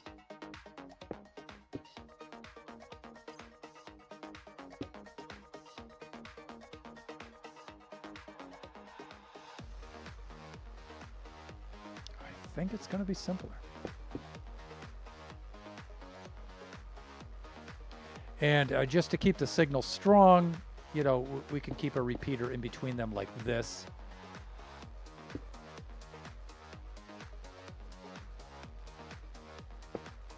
And then this would go off into the clock. All right. Let's get... we copied that over to here next. All right, so again, here we go. Now you can see where we have this command block here, and we have the command in it, but all we're going to need to do now is change the coordinates, right? But the thing is, I don't want to type that all out every single time. So what I could do is I can press Control and then middle the scroll wheel button like this, and it will not only copy the block, but it'll copy the properties of that block, which, gives it the code. So it copies the block with the code in it. And so when I click on this now, you can see it has the same code. Really nice.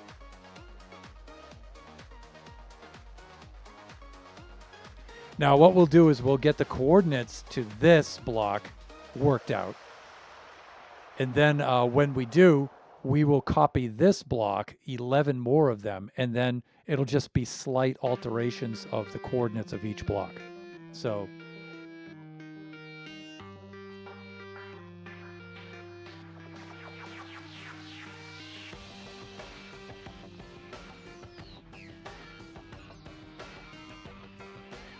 and this is going to be hard to do.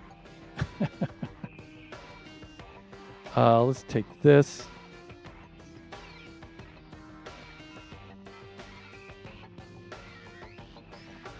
In fact, if I do this right, I can start with a fill command and then change it. So it'll point at that block, so I can do that, and then I can just grab those coordinates. And then we can muck around with those a little bit.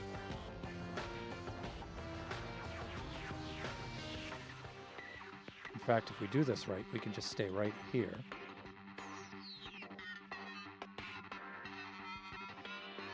And until we're ready, we can just leave that part off.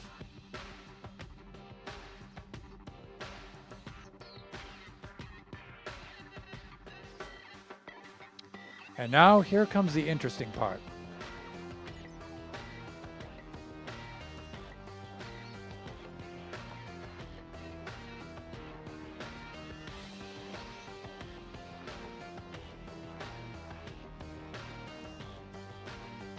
Nope, that was bad. Cancel. What I needed to do first was to do this and copy these to the clipboard. These coords.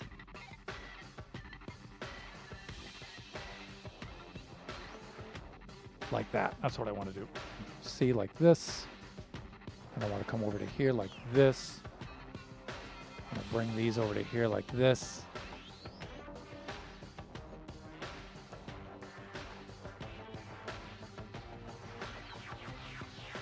Like that.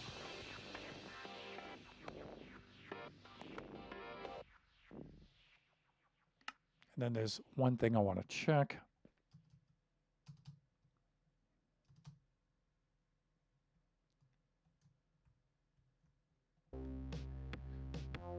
Let's get over to here.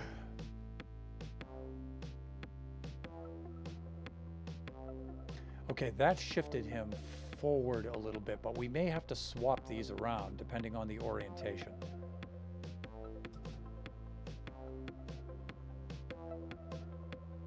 Yeah, we will, as a matter of fact. Okay, let's get a... Let's see where he winds up.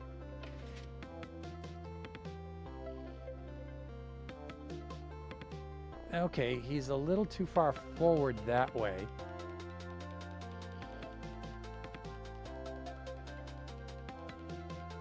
Okay, and we need the kill switch. But let's see if he'll stay there for right now. It looks like he's 7.5 this way and 9.5 this way. So let's see what happens now if we do something like this. Now it's a matter of just fudging around with these coordinates. I think this has to be the 0.75. And I think this might have to be...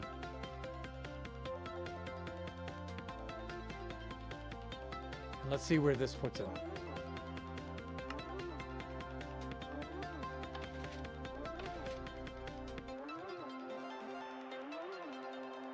Okay, depth-wise, that was good. Well, no, not really.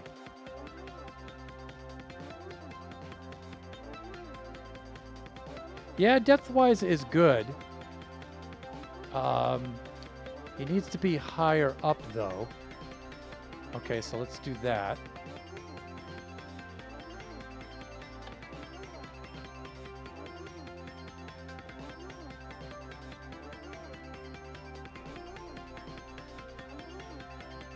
So he does need to be higher up. So let's try that. And then instead of 75, let's try to do this. 6.25. Like that. Let's see where that puts him.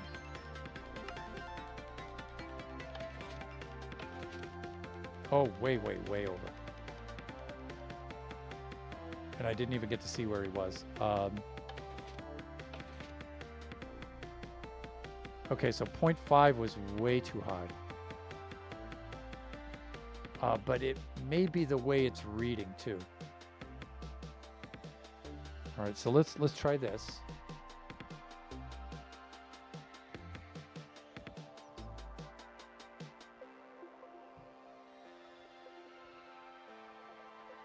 And this was a little too high, right?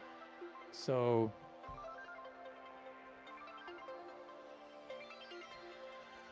let's try something like this.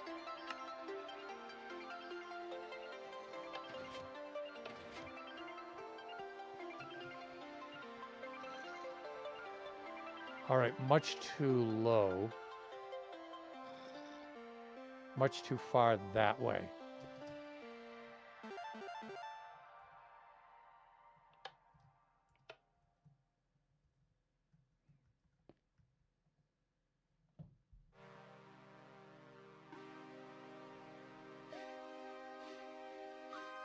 I mean, is it going to be the same?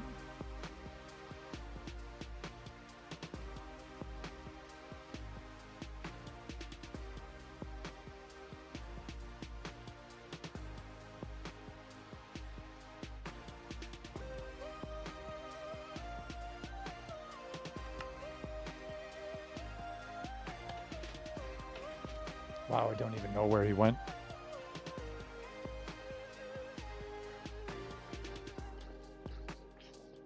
Yeah, he's in the wall somewhere dying.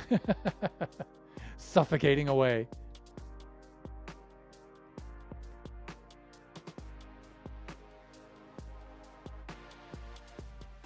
Okay, our first one was the closest. I think I did 75 there. That was just 74. And then this was the 95. And I think this was the closest one I had.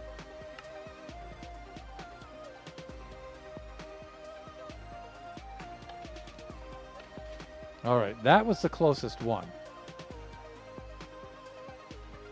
Now I need to move him.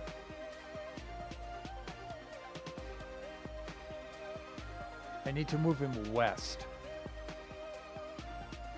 So that's the X coordinate. West is definitely the X coordinate, and I need to move him west. That's positive. So I need to move him more. So that could be this. Let's see what happens here.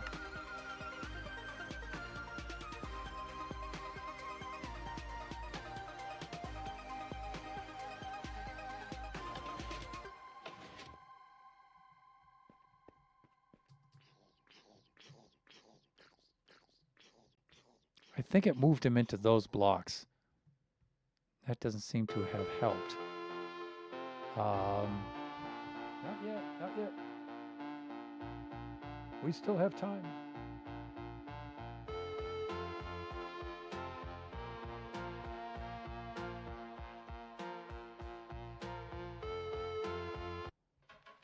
There we go. We still have time. Let me see. I went less, and that seemed to have moved him into the blocks, right? This way. So let's try this. Let's see what happens here. Um, okay, hey, we're getting closer.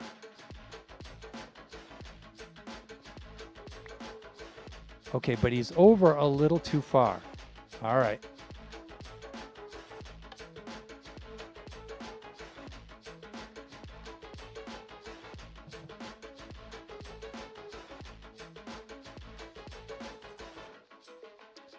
So I'm wondering if it's something. Let's see what that does.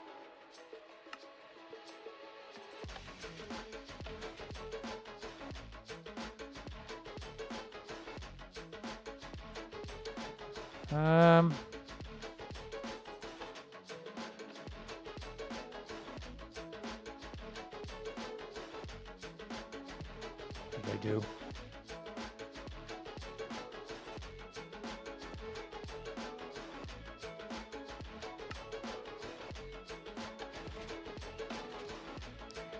Okay, Les is moving him. It looks like that's good though, because that's right where I need him for.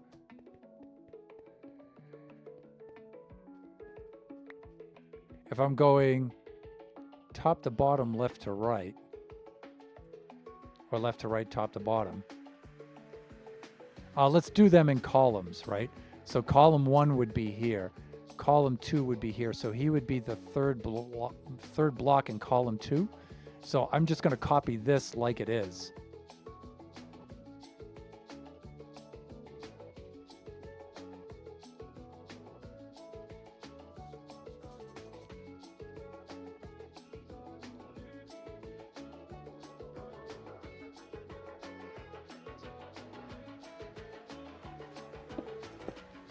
Like that.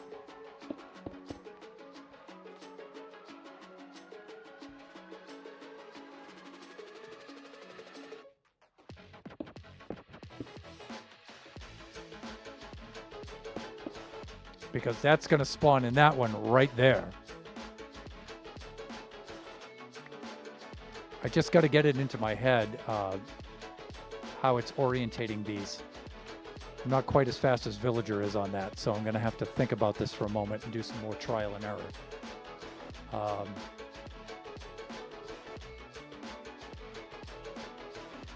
But this moved him over to the west a little bit.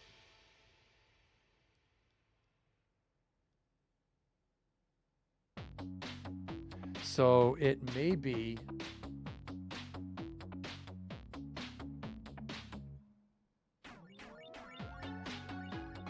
what does that do? Where does that put him? I think that put him into the wall.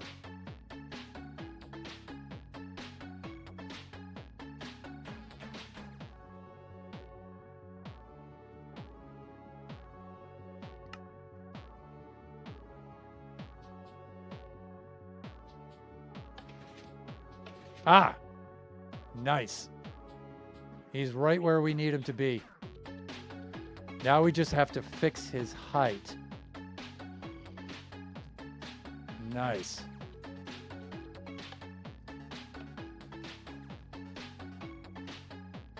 We just need to fix his height.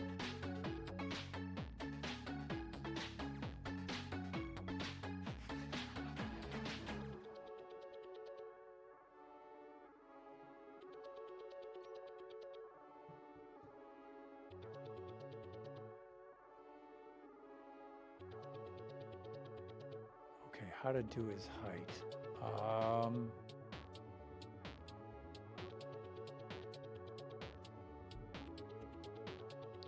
Try 6.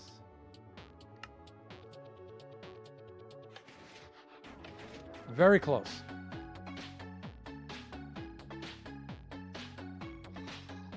Very close.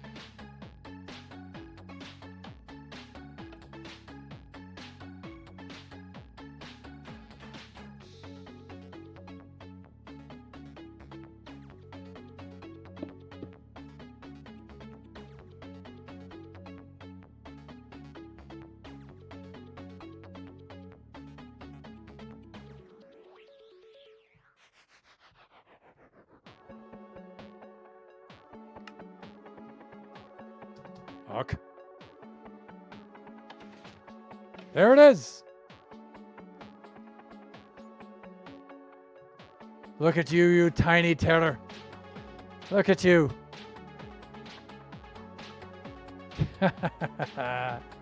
All right. So now since we have that,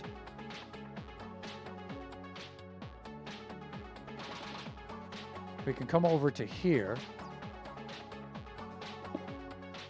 Let's do this. No, let's do this. Oh, come on, hands, please, help me here. We're working together. We're a team. We're on the same side.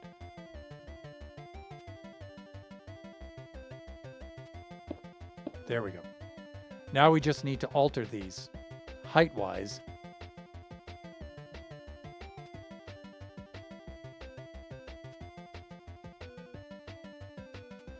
So this secondary one should be maybe 65.5? Maybe. Because putting him here. And then the last one may be 64.5.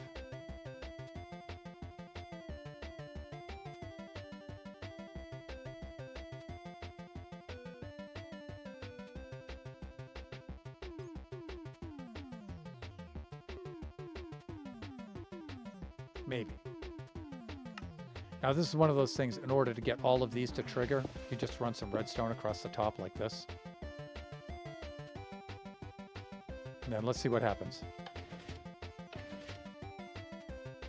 That is a thing of beauty. We got it.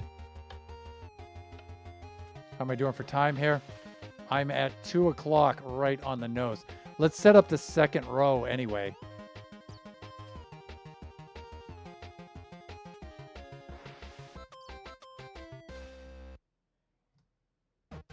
Let's do this.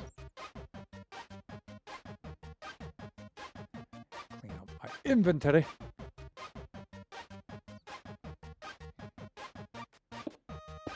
There we go.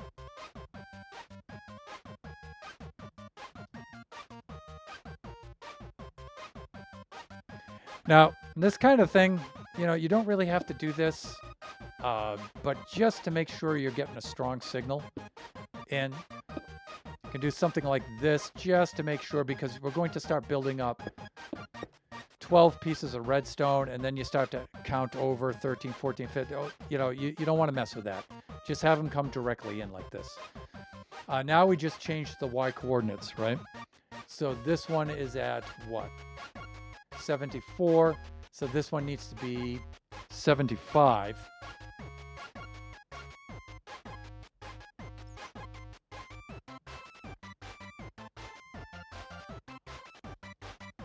And then this one needs to be 76, and that should do it.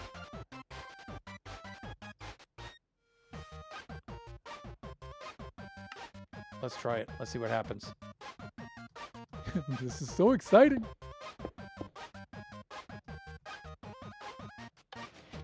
Oh my God. Oh my God. That is so cool.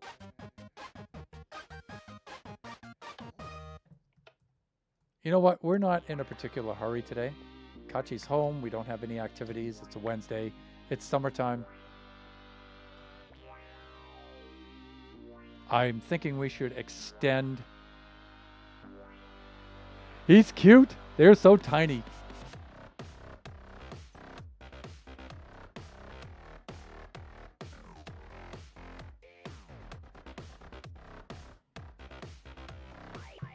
The thing is, the amount of damage they inflict and their speed are still the same, even though they're tiny now and their hitboxes are.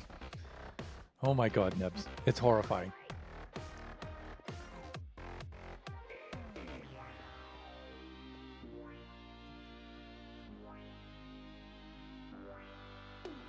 Let's do 2 more rows.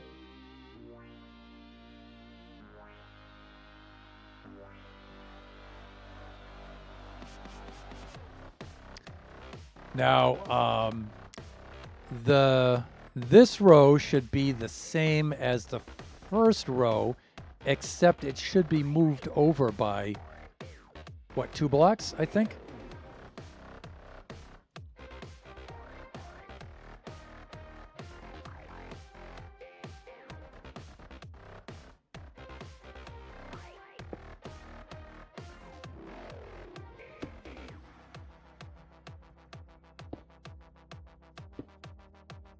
Again, you know, I could probably have just the one redstone power going into here and then just redstone on top of all of these, and that would do it. But just in case, you know, we have the extra power here, just in case. This... Uh-oh, I didn't copy correctly. It is control, and then middle mouse wheel like this. And then that like that. There it is. Okay, and now I think we just need to increase the X by maybe 2.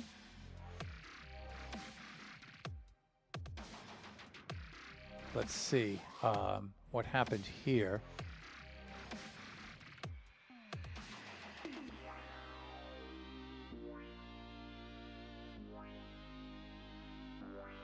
Seven, 5, 6.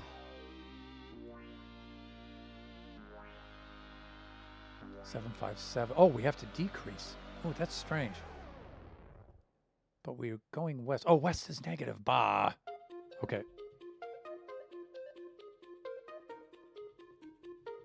So this should be a 5.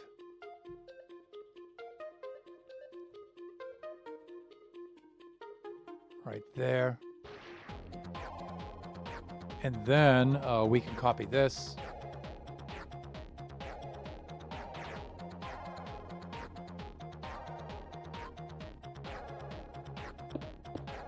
Like this. And again, we're just changing the heights, right? So this height is at 7.6. This one should be 7.5. Come on, come on, come on. This should be at 7.5.5. And then this should be at 7.4.5.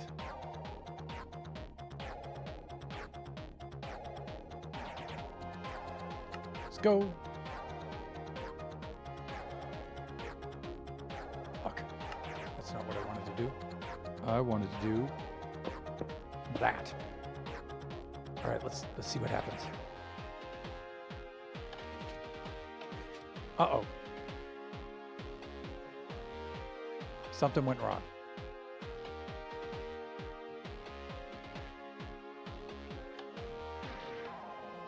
Something went wrong. What happened? I was doing so good.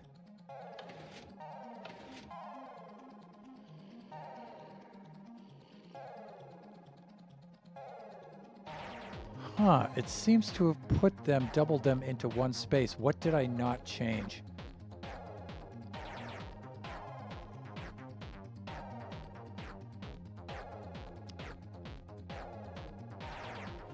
This needs to be 5, right? Is that what we agreed upon? Yeah, why did I not change those? I just made a big deal about that. Okay, let's do this.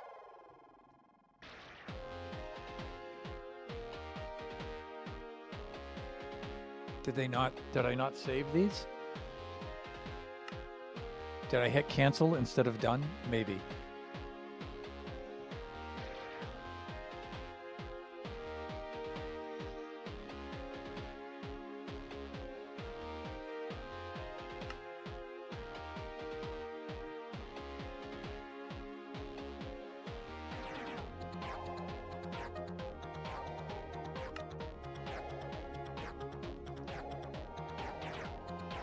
Okay, let's do this. Make sure they're all cleaned out. This. There we go! Woo! That is horrifying. Oh my god, that's horrifying.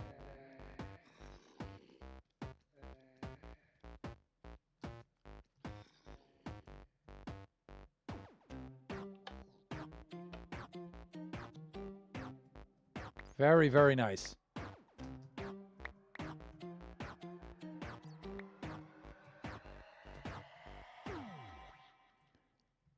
Okay, one thing I would like is a delay between these, but not much of one. All right. And then the last thing we need to do is we need one more strip in here. And this strip will copy this one.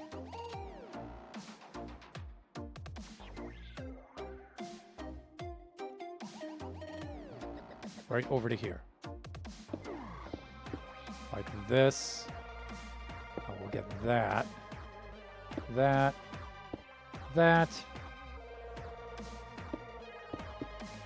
Like this. And if this is 5, then this one must be what, 4? Yes. I think that's the only thing I have to change. Each one of these has to be switch to 4. Make sure you hit done. I'm so excited.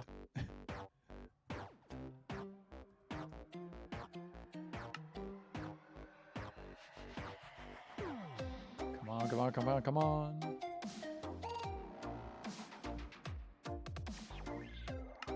I think that'll do it.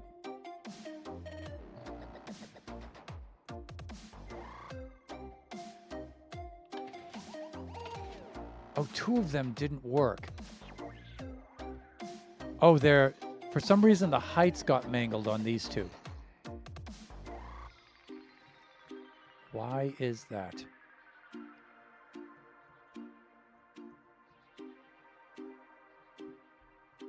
Oh, I know why. I know why. Because I copied the front one over. All right. All right, what do the heights look like? For the second one, our height is just, oh, and they just drop down by 1 block each time, right? So this one is at 76, 75, 74. Very easy. Yes. Okay. 76. I needed to update these. That's right. This needs to be 75. And this needs to be 74.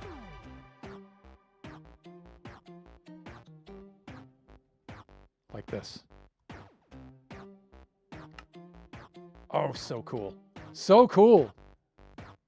And here we go, people. The moment of truth. Oh my God, the terror. The terror.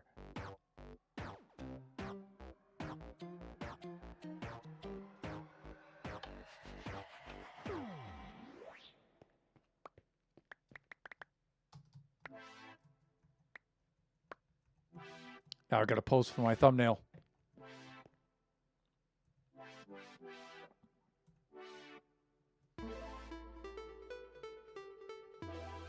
Okay, here we go.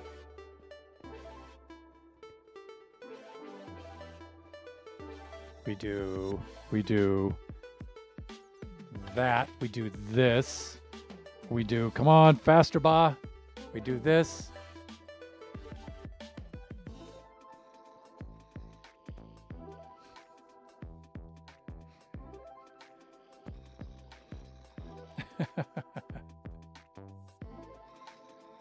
Maybe a little something like that.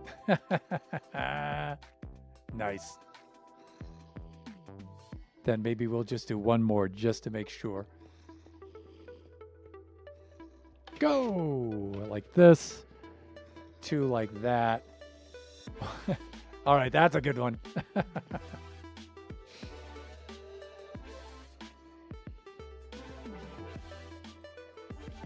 All right, I like it. I like it so much.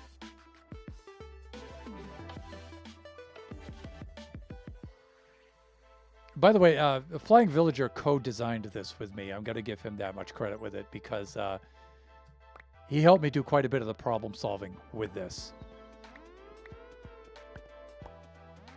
Let's just clean up. We'll log off of our server, and then we'll We'll look to see if we're going to raid out today. All right. Switch over to the camp scene. There we go.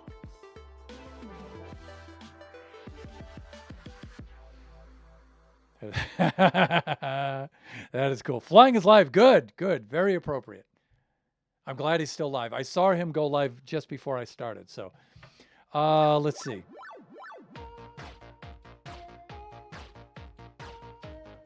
That's pretty easy to do then. We just do... Thank you, Nebula. You can see up there in the chat our raid message. You can copy and paste that into the chat if you'd like to join us along in this raid. Also, you can see that our Discord community invite link is up there. You do the fun things. You can see that our Discord invite is up there. Please consider joining our Discord. You can keep up with all kinds of things with a Thunderhand64 underscore gaming 2 community server. Let's set up the raid itself.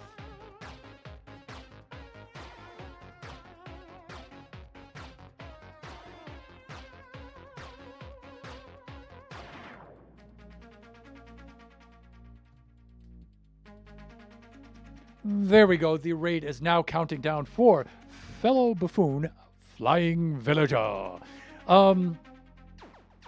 Family-friendly viewers, be reminded that his stream is intended for mature audiences. There's a little bit of language and some shenanigans in there, but flying's super, super cool. And we have a lot of shared communities, so chances are there's a lot of folks in there that you'll recognize. Just remember that we do this generation stream every Wednesday from noon to 2 p.m. Pacific Standard Time. Our next stream will be Friday from 11 a.m. to 1 o'clock p.m. Pacific Standard Time, and that will be Buffooncraft SMP. The stream following that should be Sunday from 4 to 6 p.m. Pacific Standard Time. That's usually Kachi time. If Kachi feels like streaming, I don't know what he's going to stream. If he doesn't, I'll stream one of the other streams, either Generations or Buffooncraft SMP. Everyone, thank you so much for joining us today. It was a lot of fun. We got a raid today. I really appreciate the raid and everybody showing up. Enjoy the rest of your afternoon, your evening, your morning, wherever you happen to be. Join us again next time, raiding out to Flying right now. Bye for now, everyone.